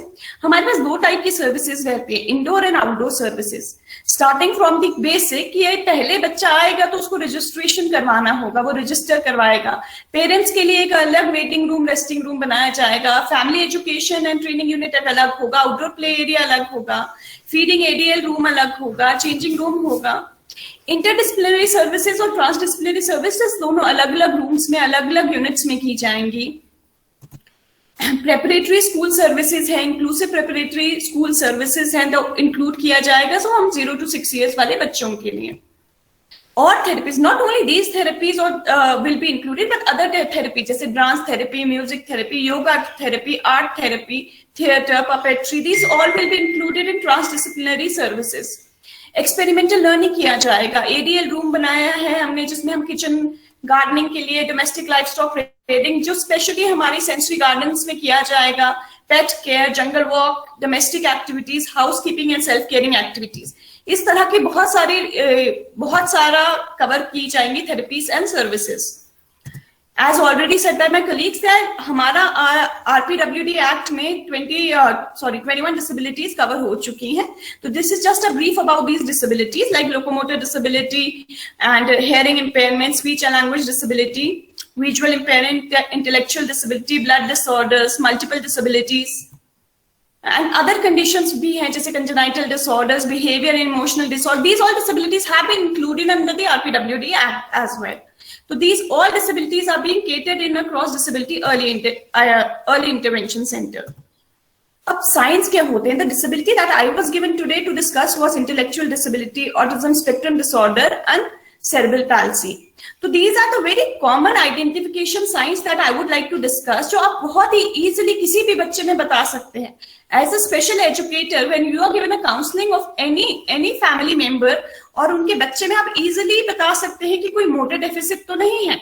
कैसे पूछेंगे? आप उनके माँ बाप से पूछ सकते हैं कि बच्चा चलते हुए गिरता तो नहीं है बार बार, क्या उसको डिफिकल्टी होती है उठने में या बैठने में, लेट के उठने में कोई उसको डिफिकल्टी रहती है? क्या आपने ऐसा देखा है कि बच्चे की जो आर्म्स हैं या बाजू हैं वो बहुत ज्यादा सख्त रहती है, वो इतनी हल्की हो गई कि उसमें बहुत ज्यादा ढीलापन आ गया है? किसी लिम्ब में आपको डिफॉर्मिटी तो नहीं लगी कि कुछ टेढ़ापन है, कि हाथ सीधा नहीं है, पाँव सीधा नहीं रख रहा, पाँव टेढ़ा है? क्या वो भाग पा रहा है? क्या वो जंप कर पा रहा है? क्या वो चढ़ पाता है सीढ़ियों पे? क्या उसका पकड़ आ गया है? क्या वो पकड़ के चीजें छोड़ सकता है? ये बहुत ही कॉमन मोटर साइंस है जो आप अर्ली आइडेंटिफाई कर सकते हैं। सीपी में भी बहुत इंपॉर्टेंट रहता है इन मोटर साइंस को आइडेंटिफाई करना। Then secondly is most common जो है विजन। विजन में आप कैसे आइडेंटिफाई कर सकते हैं कि बच्चे में लॉस ऑफ विजन तो नहीं शुरू हो गया? हम नॉर्मल क्वेश्चंस पूछ सकते हैं जैसे कोई पानी तो नहीं चलता है आंखों से बहुत ज्यादा, लाली तो नहीं रहती है, क्या कभी आंख में कोई चोट लगी जिसके कारण उसमें सफेदपन आ गया है, क्या आंखों से उसको धुंधला दिखना तो नहीं शुरू हो गया है, क्या बच्चा आपके साथ आई कांटेक्ट करता है जब आप उससे बात कर रहे हैं या उसे खाना खिला रहे हैं, क्या बच्चा अपने हाथ या पांव से खुद खेलता है, बच्चा क्या आप उसको कोई ऑब्जेक्ट देते हो पकड़ने के लिए, कुछ सामान देते हो तो क्या बच्चा अपना हाथ आगे कर रहा है उसको पकड़ने के लिए, कि बच्चा कहीं चलते चलते या क्रॉल करते करते गिर तो नहीं जाता, क्या बच्चा अंधेरे में देख सकता है, ये कॉमन जो हमारे साइंस है, ये विजन के लिए हम नॉर्मली एनी पेरेंट से पूछ सकते हैं, और इससे हम एक लो विजन का बच्चा भी आइडेंटिफाई कर सकते हैं और विजन लॉस का बच्चा भी आइडेंटिफाई कर सकते हैं। वैसे ही हमारा हेयरिंग पे आ जाता है। हेयरिंग के लिए भी हम बहुत कॉमन क्वेश्चंस पूछ सकते हैं कि बच्चे ने क्या तुतलाना शुरू तो नहीं किया अभी तक, 8 से 12 महीने में कुछ वो बैबल करता है, कुछ साउंड्स निकालता है, बच्चा अपना सिर मोड़ता है साउंड की तरफ या नहीं मोड़ता। अगर वो नहीं मोड़ता है तो हमारे को एक कि उसमें हेयरिंग इम्पेयरमेंट तो नहीं हो गया। हमें पता है कि जैसे ही बच्चा डेवलपमेंट होती है तो 12 महीने में वो सिंपल वर्ड बोलना लग जाता है, जैसे आ जा, काम तो बोल जाता है। अगर बच्चा नहीं बोलना चाहे तो उसमें डेफिनेटली माइलस्टोन डिले होना शुरू हो गया है। बच्चों की भाषा समझ पा रहा है कि नहीं समझ पा रहा है। जब आप उसका नाम बुलाते हैं कि वो रिस्पॉन्ड करता है, आपके पास नहीं आता। वैसे ही milestone by the age of 3 होता है कि बच्चा थोड़ा बहुत बोलना शुरू कर देता है, वो भी अपनी बताना शुरू कर देता है।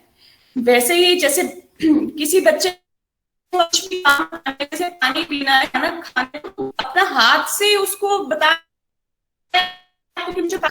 वर्ड्स यूज कर रहा है। कोई बच्चे के कान में इन्फेक्शन या कभी उसके कान में पानी चला हो, डिस्चार्ज हुआ हो, इतना इन्फेक्शन हो गया हो कि उसको आपको डॉक्टर के पास ले जाना पड़ा हो, सारे हमारे जितने भी आइडेंटिफिकेशन की hearing repetitive and expressive language disorders को हम कैसे बताएं। अगर हम पेरेंट्स से पूछेंगे देन वी इजी डायग्नोसिस, जैसे कि बच्चा कमांड को फॉलो करता है कि आपने बोला कि अंकल को बाय बाय बोलिए, नहीं है तो वो आपकी रिपीटेटिव लैंग्वेज को फॉलो नहीं कर रहा, वो अपने को एक्सप्रेस नहीं कर रहा। क्या वो कम्युनिकेट करता है गेस्चर्स के साथ कि वो गिलास की तरफ पॉइंट करके बोल रहा है कि मुझे प्यास लगी है? क्या वो हाँ और ना में आंसर देता है? क्या 1 या 2 डायरेक्शन में वो फॉलो करता है कि पापा के पास जाओ या चाबी उठा के लाओ? क्या ये चीजें फॉलो हो रही है या क्या नहीं हो रही? अगर इनमें इसमें से कुछ भी फॉलो नहीं होता तो हमें पता चल जाता है कि बच्चे को repetitive and expressive language disorder है। अब प्रॉब्लम सॉल्विंग एंड रीजनिंग बच्चों में, जैसे हमने बताया कि ऑटिज्म स्पेक्ट्रम डिसऑर्डर में ये ज्यादा हैम्पर हो जाता है, प्रॉब्लम सॉल्विंग एंड रीजनिंग। तो बच्चा टॉय को बहुत ज्यादा बैंग कर रहा है, उसको बजाया जा रहा है, सुन नहीं रहा, चुप नहीं हो रहा, वो बटन और स्विचेस को बार बार on off on off on off on off करे जा रहा है। बच्चे में प्रॉब्लम सॉल्विंग जो इनोवेटिव वेज होते हैं उसको वो नहीं हैंडल कर पा रहा है, चैलेंजिंग टास्क नहीं कर पा रहा है, ठीक है, वो minor differences to similar objects में नहीं आइडेंटिफाई कर पाता है। तो हमें ये पता चल जाता है कि प्रॉब्लम सॉल्विंग और रीजनिंग में बच्चे को कुछ ना कुछ इश्यूज आ रहे हैं। Now we come to the behavior. ID का बच्चा है, social emotional and behaviour disorders उसको होंगे, तो ये जितने भी हमारे सिम्टम्स हैं ये आईडी के बच्चे में हमें दिखेंगे। वो बच्चा बहुत टाइम तक अकेले नहीं बैठेगा, जब आप उसको कोई भी काम करने को दोगे वो हमेशा या तो किसी चीज से हट जाएगा उस काम से, या उस काम को कभी खत्म ही नहीं करेगा, आई कांटेक्ट कभी नहीं करेगा आपके साथ, किसी ग्रुप एक्टिविटी में पार्टिसिपेट नहीं करेगा, बहुत ज्यादा टैंट्रम्स थ्रो करेगा, गुस्सा दिखाएगा, एक ही बॉडी मूवमेंट को जैसे फ्लैपिंग ऑफ हैंड से कंटिन्यू एक ही बॉडी स्टीरियोटाइपिक बॉडी मूवमेंट्स को कंटिन्यू करता रहेगा। जैसे पर्टिकुलरली हम सेरेब्रल पैल्सी के ऊपर आते हैं तो इसमें हम कुछ सिम्टम्स आपको बताना चाहूंगी जो आप इजिली आइडेंटिफाई कर लोगे किसी भी सेरेब्रल पैल्सी बच्चे को।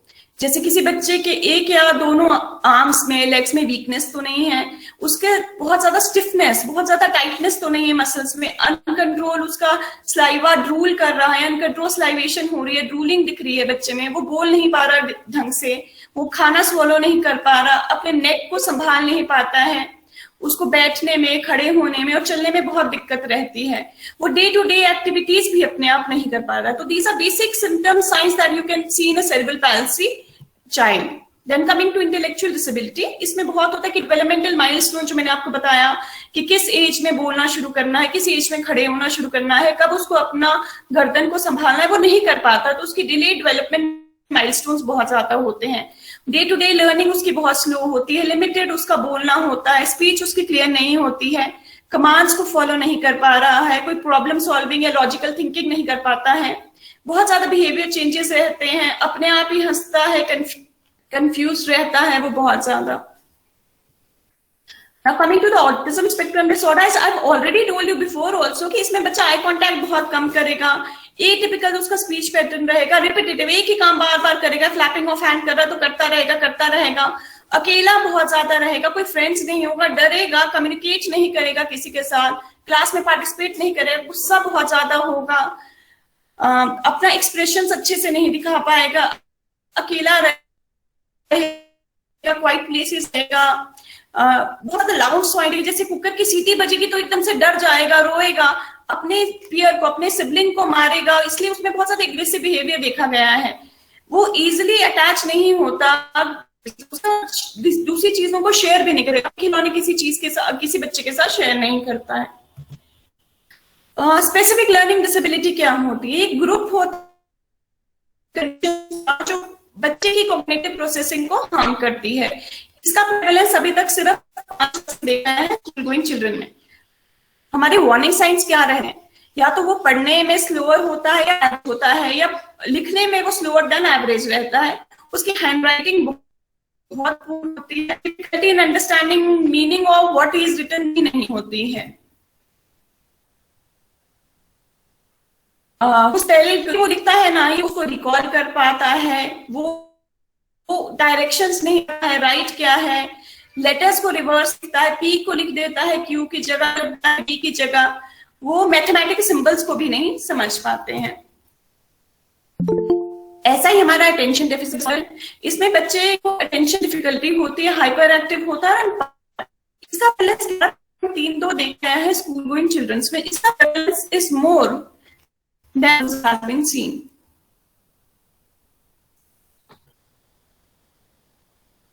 पहले इंटरवेंशन स्ट्रेटेजीज पे, अगर स्ट्रेटेजीज की बात करें तो use of assistive editing is being done in early intervention centers.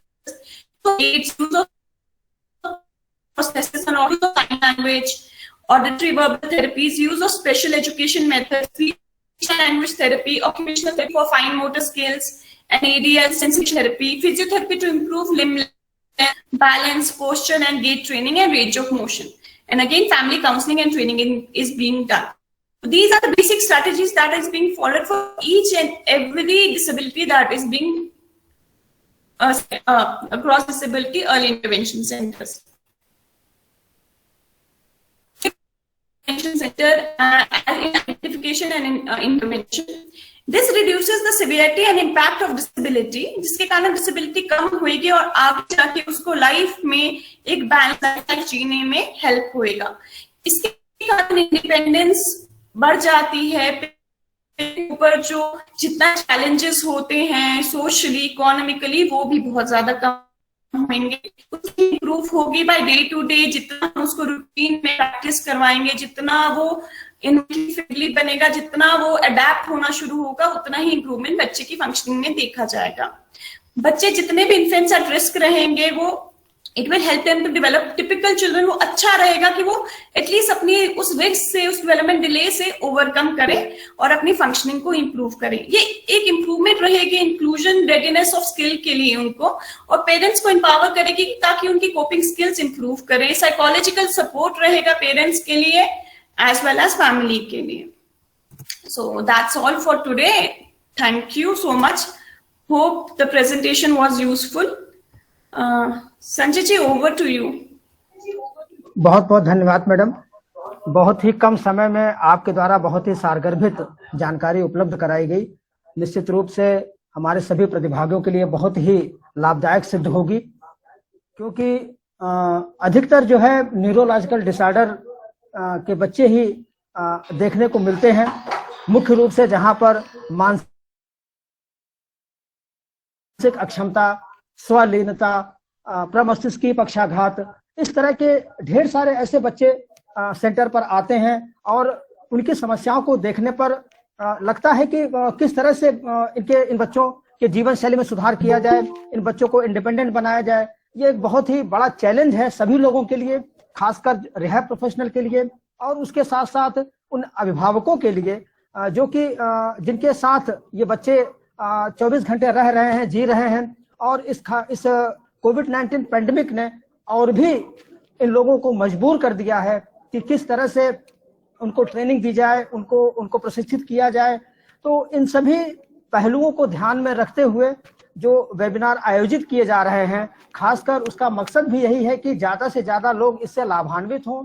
समाज में मौजूद, दूर ग्रामीण क्षेत्रों में मौजूद जो भी इस तरह के अभिभावक हैं, जिनके पास इस तरह के बच्चे हैं, हम लोगों का ये कर्तव्य बनता है, ये फर्ज बनता है कि हम उन लोगों तक पहुंचे और शीघ्र, अतिशीघ्र पहचान कर उनको ऐसे रिहैब प्रोफेशनल्स के पास लेकर के आया जाए, ऐसे सेंटर्स पर लेकर के आया जाए, जिससे कि ये बच्चे उन क्रिटिकल पीरियड्स को उपयोग करते हुए समाज की मुख्य धारा में जोड़ा जा सके, क्योंकि यह पीरियड बहुत ही महत्वपूर्ण होता है।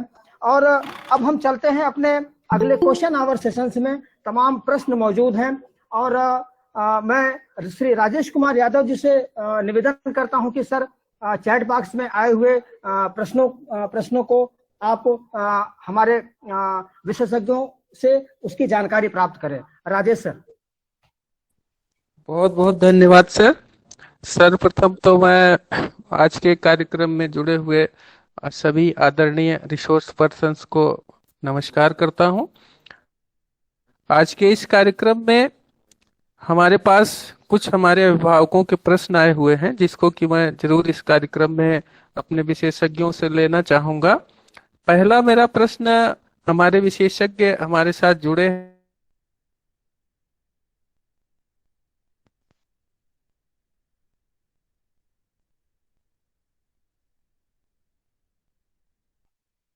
राजेश सर, आपकी आवाज नहीं मिल रही है, थोड़ा सा नेटवर्क में आ जाएं।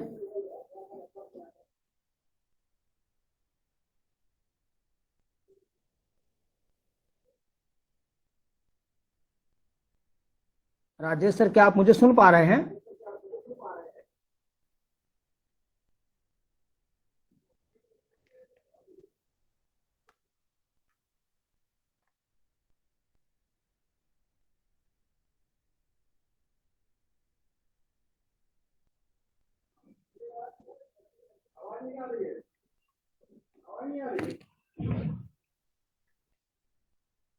राजेश सर, क्या आप मुझे सुन पा रहे हैं?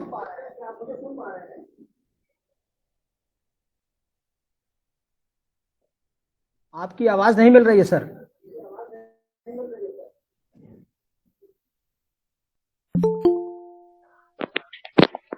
संजय सर वो बाहर हो गए हैं लग रहा है।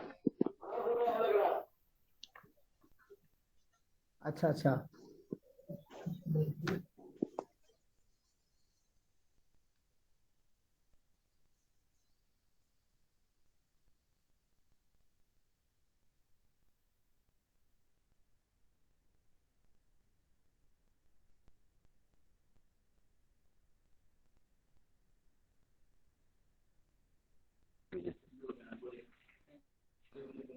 संजय सर, मेरी आवाज जा पा रही है आप तक? हाँ हाँ सर, आवाज आपकी मिल रही है सर, आवाज मिल रही है सर। जी जी, प्रश्न मैंने पूछा हुआ है अमित सर से। पहला मेरा प्रश्न है, एक हमारी पेरेंट्स हैं, उन्होंने पूछा हुआ है कि मुझे कैसे पता चलेगा कि मेरे बच्चे को अधिगम क्षमता है या वह सिर्फ धीमा सीखने वाला है। इस संदर्भ में इन्हें परामर्श चाहिए सर, श्री अमित कच्छप सर से। हाँ नमस्कार सर, धन्यवाद सर प्रश्न पूछने के लिए। सर उनके बच्चे की क्या उम्र होगी, कुछ जानकारी अगर दे सकते हैं? इनका बच्चा सर 5 वर्ष की उम्र का है और छोटा बच्चा है भी, तो इस संदर्भ में इनको परामर्श चाहिए सर। हाँ, डिपेंड करता है उनका असेसमेंट लेवल पे, और सीखने की जो क्षमता है वो उनकी कॉग्निटिव लेवल पे डिपेंड करेगा। मीन्स उनका वो तो आईक्यू लेवल क्या है वो भी असेस करना पड़ेगा उनका, और फिजिकल कितना उनका ग्रोथ हुआ है वो डिपेंड करता है कैसा है। तो वो कहाँ की रहने वाली हैं सर? हमारी ये पेरेंट्स सहजनवा की रहने वाली हैं और हमारे सीआरसी में सहजनवा की अच्छा रहने रहा वाली करते हैं। जी जी जी जी जी। एक बार वो अगर हमारे डिपार्टमेंट में आएंगे तो मैं समझूंगा कि वो ज़्यादा अच्छा रहेगा। और पहले तो मान लीजिए कोई भी बच्चा अगर हमारे पास आता है, पहले तो हम उनका असेसमेंट करते हैं। असेसमेंट में देखने के बावजूद उनका देखते हैं कि डेवलपमेंटल कितना डिले है, और डिले होने के बाद फिर हम उनका डिज़ाइन करते हैं। जो भी ट्रीटमेंट स्ट्रैटेजी है उस पर फिर डिज़ाइन किया जाता है कि क्या लेवल है उनका, डेवलपमेंटल कितने डिले हैं, कितना वो सीख सकते हैं, उसके हिसाब से मान लीजिए कि उनके बच्चे 5 साल का है और वो अभी 5 साल के हैं और वो 3 साल का काम कर रहे हैं, तो उनका जो एक्टिविटी, जो डिज़ाइन प्ले जो डिज़ाइंड होगा और जो ट्रीटमेंट स्ट्रेटजी होगा वो हम 3 साल पीछे वाला डिज़ाइन करेंगे और फिर उसके अकॉर्डिंग चलेंगे। तो और बहुत सारी चीज़ें सर जानकारी होने की ज़रूरत है। उनका एज क्या है, फिर मदर सीख सकती हैं कि सीख सकती हैं, पेरेंट्स काउंसलिंग करना पड़ेगा, फिर मसल स्ट्रेंथ देखना पड़ेगा कैसा है, सेंसरी एग्जामिनेशन करना पड़ेगा उनका, हियरिंग कैसा है, विजन कैसा है उनका, ऑडिटरी कैसा है, फिर गेट पैटर्न कैसा है उनका, हैंड फंक्शन कैसा है, हाथ से पकड़ पा रहे हैं, शोल्डर मूवमेंट कैसा है, ट्रंक बैलेंस कर पा रहे हैं कर पा रहे हैं। फिर इन सब चीज़ों की जांच पड़ताल करने के बाद फिर हम उनके उस लेवल को बता पाएंगे कि वो बच्चा कितना सीख सकता है और कितना अचीव कर सकता है। और जो इतने भी हैं बच्चे ग्रो ही करते हैं, चाहे जो जिस लेवल के भी हैं, तो हम कोशिश करते हैं कि और वो बच्चे हमेशा सीखते ही रहते हैं। जैसे कि सर ने बताया, रवि सर ने, कि न्यूरोप्लास्टिसिटी ऐसा है हमारे ब्रेन का है जो ग्रो करते रहता है हमेशा, और ऐसा नहीं है कि वो सीख नहीं सकता है, उसको दूसरे स्ट्रेटजी से हम लोग उसको सिखा सकते हैं। सर बहुत बहुत धन्यवाद, बहुत बहुत धन्यवाद सर। जी सर। अगला प्रश्न मेरा है, हमारे साथ जुड़ी हैं विभूति मैडम, तो मैं चाहूंगा अगला प्रश्न उनसे लेने के लिए। हमारे एक पेरेंट्स ने पूछा हुआ है मैडम कि what are the importance of early intervention for deaf blind child, ये इनका प्रश्न है मैम आपसे। नमस्कार Rajesh ji, thank you question के लिए। नमस्कार। मैं ये बताना चाहती हूँ कि डेफ ब्लाइंड के लिए अर्ली इंटरवेंशन का बहुत ही ज्यादा महत्व है। एक तो दो हमारे पास डिसेबिलिटी एक ही बच्चे में, डेफनेस और ब्लाइंडनेस, दोनों ही एक ही बच्चे में। हेयरिंग लॉस भी है उसको, और उसको दिखना या तो कम हो सकता है या कंप्लीटली वो बच्चा ब्लाइंड हो सकता है। तो ऐसे बच्चों को अगर हम अर्ली आइडेंटिफाई कर लेंगे, 0 to 6 ईयर्स में ही आइडेंटिफाई कर लेंगे, तो हेयरिंग इंप्रूवमेंट, अगर पूरा ही उसका कंप्लीट हेयरिंग लॉस है तो कॉक्लियर इम्प्लांट के लिए 4 साल तक के बच्चे बहुत ही एलिजिबल क्लाइंट्स रहते हैं। हेयरिंग उसमें इंप्रूव होने के chances are very good, 70 to 80% improvement देखा जाता है। साथ ही साथ विजन में, अगर विजन लॉस उसका सिर्फ लो विजन का बच्चा है तो हम उसको असिस्टिव डिवाइसेस दे के उसका विजन इंप्रूव करेंगे, ताकि उसका जो फ्यूचर है, उसका एजुकेशन जो है वो इंप्रूव कर सके, उसका आउटकम अच्छा रह सके उसके साथ। जी Rakesh ji, thank you madam. एक लास्ट क्वेश्चन मैं आपसे लेना चाहूंगा मैडम। हमारी एक पेरेंट्स हैं, उन्होंने पूछा हुआ है कि how can we promote mental health of CP child. जी थैंक यू राजेश जी। इस क्वेश्चन में मैं ये बताना चाहूंगी कि mental health of CP child can be improved only अगर बच्चा हमारे बिहेवियर और काउंसलिंग जो सेशंस हम बच्चे को देते हैं, जो प्ले थेरेपी और ग्रुप थेरेपीज में हम बच्चे को इन्वॉल्व करते हैं, उससे उसकी मेंटल हेल्थ बहुत ज्यादा इम्प्रूव करती है। क्योंकि जो हमारे सीपी के बच्चे होते हैं वो जनरली अलोन घर में रहते हैं, उनका जो सोशल इन्वायरमेंट होता है वो इतना अच्छा नहीं होता है जितना हम उसको इम्प्रूव कर सकते हैं with a play therapy, with a family centred approach, with a group therapy. जी thank you madam, thank you, बहुत बहुत धन्यवाद।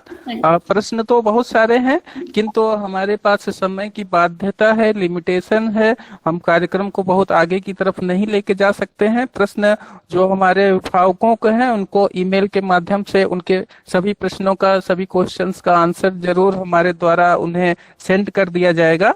और यहाँ पर एक और हमारे अभिभावक का प्रश्न है, उसको लास्ट क्वेश्चन के रूप में मैं श्री अमित कच्छप सर से लेना चाहूंगा। एक हमारी पेरेंट्स हैं, इन्होंने बहुत महत्वपूर्ण तरीके से इस प्रश्न को पूछा है कि मैं अपने बच्चे के गैर शैक्षणिक कार्यों हेतु घर में कैसे मदद कर सकती हूँ, ये इनका प्रश्न। सर बहुत अच्छा प्रश्न है सर ये, और मैडम ने बहुत अच्छा ये प्रश्न पूछा है। गैर शैक्षणिक इसमें ये होता है कि मतलब एकेडमिक के अलावा आप क्या क्या, जो occupational therapy point of view, तो वही चीज़ हम जो मैंने पीपीटी में बताया, सोशल स्किल्स की बातें की है। सोशल स्किल्स जो हो गए वो गैर शैक्षणिक ही हो गए। तो जिस तरह से मान लीजिए कि आप घर के एटमॉस्फेयर में, पहली बात तो है कि आप अपने बच्चे का एज देख लीजिए, एज अप्रोप्रिएट पहले उसको देख लीजिए, उसका लेवल क्या है। मान लीजिए कि लर्निंग डिसेबिलिटीज है और वो बच्चा मान लीजिए कि 10 साल का बच्चा है और वो 5 साल की तरह बिहेव कर रहा है, तो आप सबसे पहले आइडेंटिफाई कीजिए कि वो एज अप्रोप्रिएट जितनी भी एक्टिविटीज हैं आप धीरे धीरे फिर उसको इम्प्रूव करते जाए। मान लीजिए कि 5 साल की जो एक्टिविटीज है उसको पहले उसको सिखाइए, फिर 6 साल, फिर 7 साल, धीरे जैसे सीखते जाए 3 महीने 4 महीने में आप उसको ऑब्जर्वेशन में रखें। और सबसे पहले ये है कि इन्वायरमेंटल मॉडिफिकेशंस की जरूरत होती है। जहाँ बच्चा रह रहा है उस रूम को मॉडिफाई, और जो फैमिली एटमॉस्फेयर है उसको पहले मॉडिफाई कीजिए कि उसका लर्निंग प्रोसेस उस जो इन्वायरमेंट है उसमें ज़्यादा से ज़्यादा इम्प्रूव हो। और इन्वायरमेंटल मॉडिफिकेशंस के लिए अगर आपके आसपास ऑक्यूपेशनल थेरेपिस्ट हैं तो उनसे कंसल्ट कीजिए। आर्किटेक्चर डिज़ाइन जो भी है, आपको लगता है कि पेरेंट ये चाइल्ड ओरिएंटेड जो लर्निंग प्रोसेस है उसको मॉडिफाई कीजिए और उनसे गाइडेंस लीजिए आप, और उस तरह से मॉडिफिकेशन कीजिए सबसे पहली बात। और जो लर्निंग कैपेसिटी है उसको असेस करना बहुत ज़रूरी है। तो लर्निंग में अगर मान लीजिए कि उसमें असेसमेंट, जैसे कि हम लोग 4 तरह के लर्निंग डिसेबिलिटी, डिसलेक्सिया, डिसकैल्कुलिया, डिसग्राफिया, तो 3 हो गए इस तरह के, है ना। तो इस तरह के आप उनकी असेसमेंट कीजिए कि क्या प्रॉब्लम्स आती है उसमें। ये तो मैंने एकेडमिक्स भी बताया। और फिर उसमें देखिए प्ले के थ्रू आप उसको, मान लीजिए कि उसको जंप करना नहीं आता है, सेंसरी इंटीग्रेशन, तो जंप, प्रॉप्रोसेप्शन, वेस्टिबुलर उसको इम्प्रूव कर सकते हैं। खेल खेल में उसको झूला झुला सकते हैं। फिर विजन का प्रॉब्लम है तो विजन का आप डिफरेंट टाइप ऑफ कलर्स आते हैं, फिर आप उसमें लेवरेंथाइन पाथ बना सकते हैं। मान लीजिए सांप की तरह ये आपने बना दिया, घर पे ही बना दिया, ये सांप की तरह पाथवे बना दिया कलरफुल, उसमें चलने के लिए बैलेंस कोऑर्डिनेशन इंप्रूव होगा, है ना। फिर आपने बास्केटबॉल का उसमें थ्रो करने का कुछ भी छोटा सा बना दिया आपने। कैरम बोर्ड उसको प्ले कराइए, कॉग्निटिव स्किल्स उसका होगा। कैरम बोर्ड्स में वो किस तरह से एक गोटी को मारेगा, ये फिर किसी तरह से ग्रुप एक्टिविटी उसमें कराइए। और मान लीजिए कि आपके एक बच्चे के अलावा दूसरे बच्चे भी हैं, उनके साथ इंटरेक्ट कराइए। घोड़ा बन के चलिए, पेरेंट्स के साथ घोड़ा बनते हैं हम लोग, सिंपल एक्टिविटी है, उसको यूटिलाइज करवाइए, है ना। तो बहुत सारे एक्टिविटी, लेकिन डिपेंड करता है कि आपके जो बच्चे हैं उसका असेसमेंट सबसे पहला इंपॉर्टेंट होता है, किस तरह का असेसमेंट है। और अगर आपके आसपास ऑक्यूपेशनल थेरेपिस्ट हैं तो आप उनसे गाइडेंस लीजिए, या फिर आप हमें ईमेल के थ्रू आप लोग मैसेज कर सकते हैं, तो हम उसको आपको जवाब देंगे। Sir, over to you sir, thank you for asking question. बहुत बहुत धन्यवाद सर, बहुत बहुत धन्यवाद। आपने बहुत ही महत्वपूर्ण तरीके से हमारे सभी अभिभावकों के जो उनके मन में क्वेरीज थी, प्रश्न थे, शंकाएं थी, आशंकाएं थी, उनका बहुत ही सलीके से, बहुत ही संक्षिप्त और सटीक उत्तर प्रदान किया है। इसके लिए हम आपके बहुत बहुत आभारी हैं सर, क्योंकि हमारे जो पेरेंट्स होते हैं उनको बहुत सारी जानकारियां नहीं होती इस संदर्भ में। तो इसके लिए आपका तहे दिल से शुक्रिया सर। और अब कार्यक्रम को आगे की तरफ बढ़ाने के लिए मैं आमंत्रित करना चाहूंगा हमारे साथ जुड़े हुए समन्वयक श्री संजय सर को, कि आप आए और कार्यक्रम को आगे की तरफ गति प्रदान करें। श्री संजय सर। बहुत बहुत धन्यवाद सर। निश्चित रूप से कार्यक्रम समय सीमा को पार कर चुका है और अब समय है कि इस संगोष्ठी में जुड़े हुए सभी विशेषज्ञों को धन्यवाद ज्ञापित किया जाए। इस क्रम में मैं अरविंद कुमार पांडे सर को आमंत्रित करता हूं कि सर आप आएं और सभी लोगों को धन्यवाद ज्ञापित करें। अरविंद सर। धन्यवाद सर। मेरी आवाज जा रही है संजय जी? हाँ सर, आवाज मिल रही है आपकी। सर, आज के इस महत्वपूर्ण वेबिनार जो क्रॉस डिसेबिलिटी पे सीआरसी गोरखपुर ने ऑर्गेनाइज किया, सर्वप्रथम मैं टीम सीआरसी को उसके लिए धन्यवाद ज्ञापित करता हूं। मैं अपने राष्ट्रीय निदेशक डॉक्टर हिमांशु दास सर, जिनके मार्गदर्शन और निर्देशन के बिना इस महत्वपूर्ण वेबिनार संभव नहीं थी, सर के प्रति मैं हृदय से आभार व्यक्त करता हूं। आज की हमारी रिसोर्स पर्सन डॉक्टर विभूति गुप्ता मैम, जिन्होंने बहुत ही अच्छे तरीके से क्रॉस डिसेबिलिटी अप्रोच पे अपनी बात रखी है। मैडम, मैं अपनी तरफ और सीआरसी परिवार की तरफ आपके प्रति हृदय से धन्यवाद ज्ञापित करता हूं मैम। मैं सीआरसी गोरखपुर के रेजिडेंट कोऑर्डिनेटर श्री रवि कुमार जी के प्रति धन्यवाद ज्ञापित करता हूं। सर, आप आज के मार्गदर्शक भी हैं और रिसोर्स पर्सन भी रहे हैं सर। मैं आज सीआरसी गोरखपुर के ओटी विभाग के प्रवक्ता श्री अमित कुमार कच्छप के प्रति भी धन्यवाद ज्ञापित करता हूं। सर, बहुत ही अच्छे तरीके से आप सभी ने क्रॉस डिसेबिलिटी अप्रोच पे अपनी बात रखी है। सर, बहुत बहुत धन्यवाद। आज हमारे कार्यक्रम में सह समन्वयक श्री राजेश कुमार यादव जी के प्रति मैं धन्यवाद ज्ञापित करता हूं। संजय प्रताप जी, जो कार्यक्रम के कोऑर्डिनेटर हैं, सर आपके प्रति भी धन्यवाद ज्ञापित करता हूं। आज के कार्यक्रम में जुड़ने वाले सभी पुनर्वास व्यवसायिक, अभिभावकगण, दिव्यांगजन और प्रत्यक्ष अप्रत्यक्ष रूप से इस वेबिनार में हमें सहयोग करने वाले मैं सभी के प्रति धन्यवाद ज्ञापित करता हूं और कार्यक्रम के अंतिम समापन की उद्घोषणा के लिए मैं श्री संजय जी को माइक हैंडओवर करता हूं। श्री संजय जी। बहुत बहुत धन्यवाद सर। निश्चित रूप से आज का कार्यक्रम सीआरसी परिवार से जुड़े हुए सभी अधिकारी और कर्मचारी की वजह से सफल हुआ है। इसके लिए मैं तहे दिल से आप सभी को धन्यवाद देता हूं। इसके साथ ही साथ अपने रिसोर्स पर्सन NIPBD डॉक्टर विभूति मैडम को मैं धन्यवाद देता हूं। मैम, आपने बहुत ही कीमती समय निकाल करके अपने व्यस्ततम समय में से सीआरसी गोरखपुर के लिए समय दिया आपने। मैडम, इसके लिए तहे दिल से आपको धन्यवाद। और अब मैं कार्यक्रम की समाप्ति की घोषणा करता हूं। बहुत बहुत धन्यवाद सभी लोगों को, तहे दिल से धन्यवाद।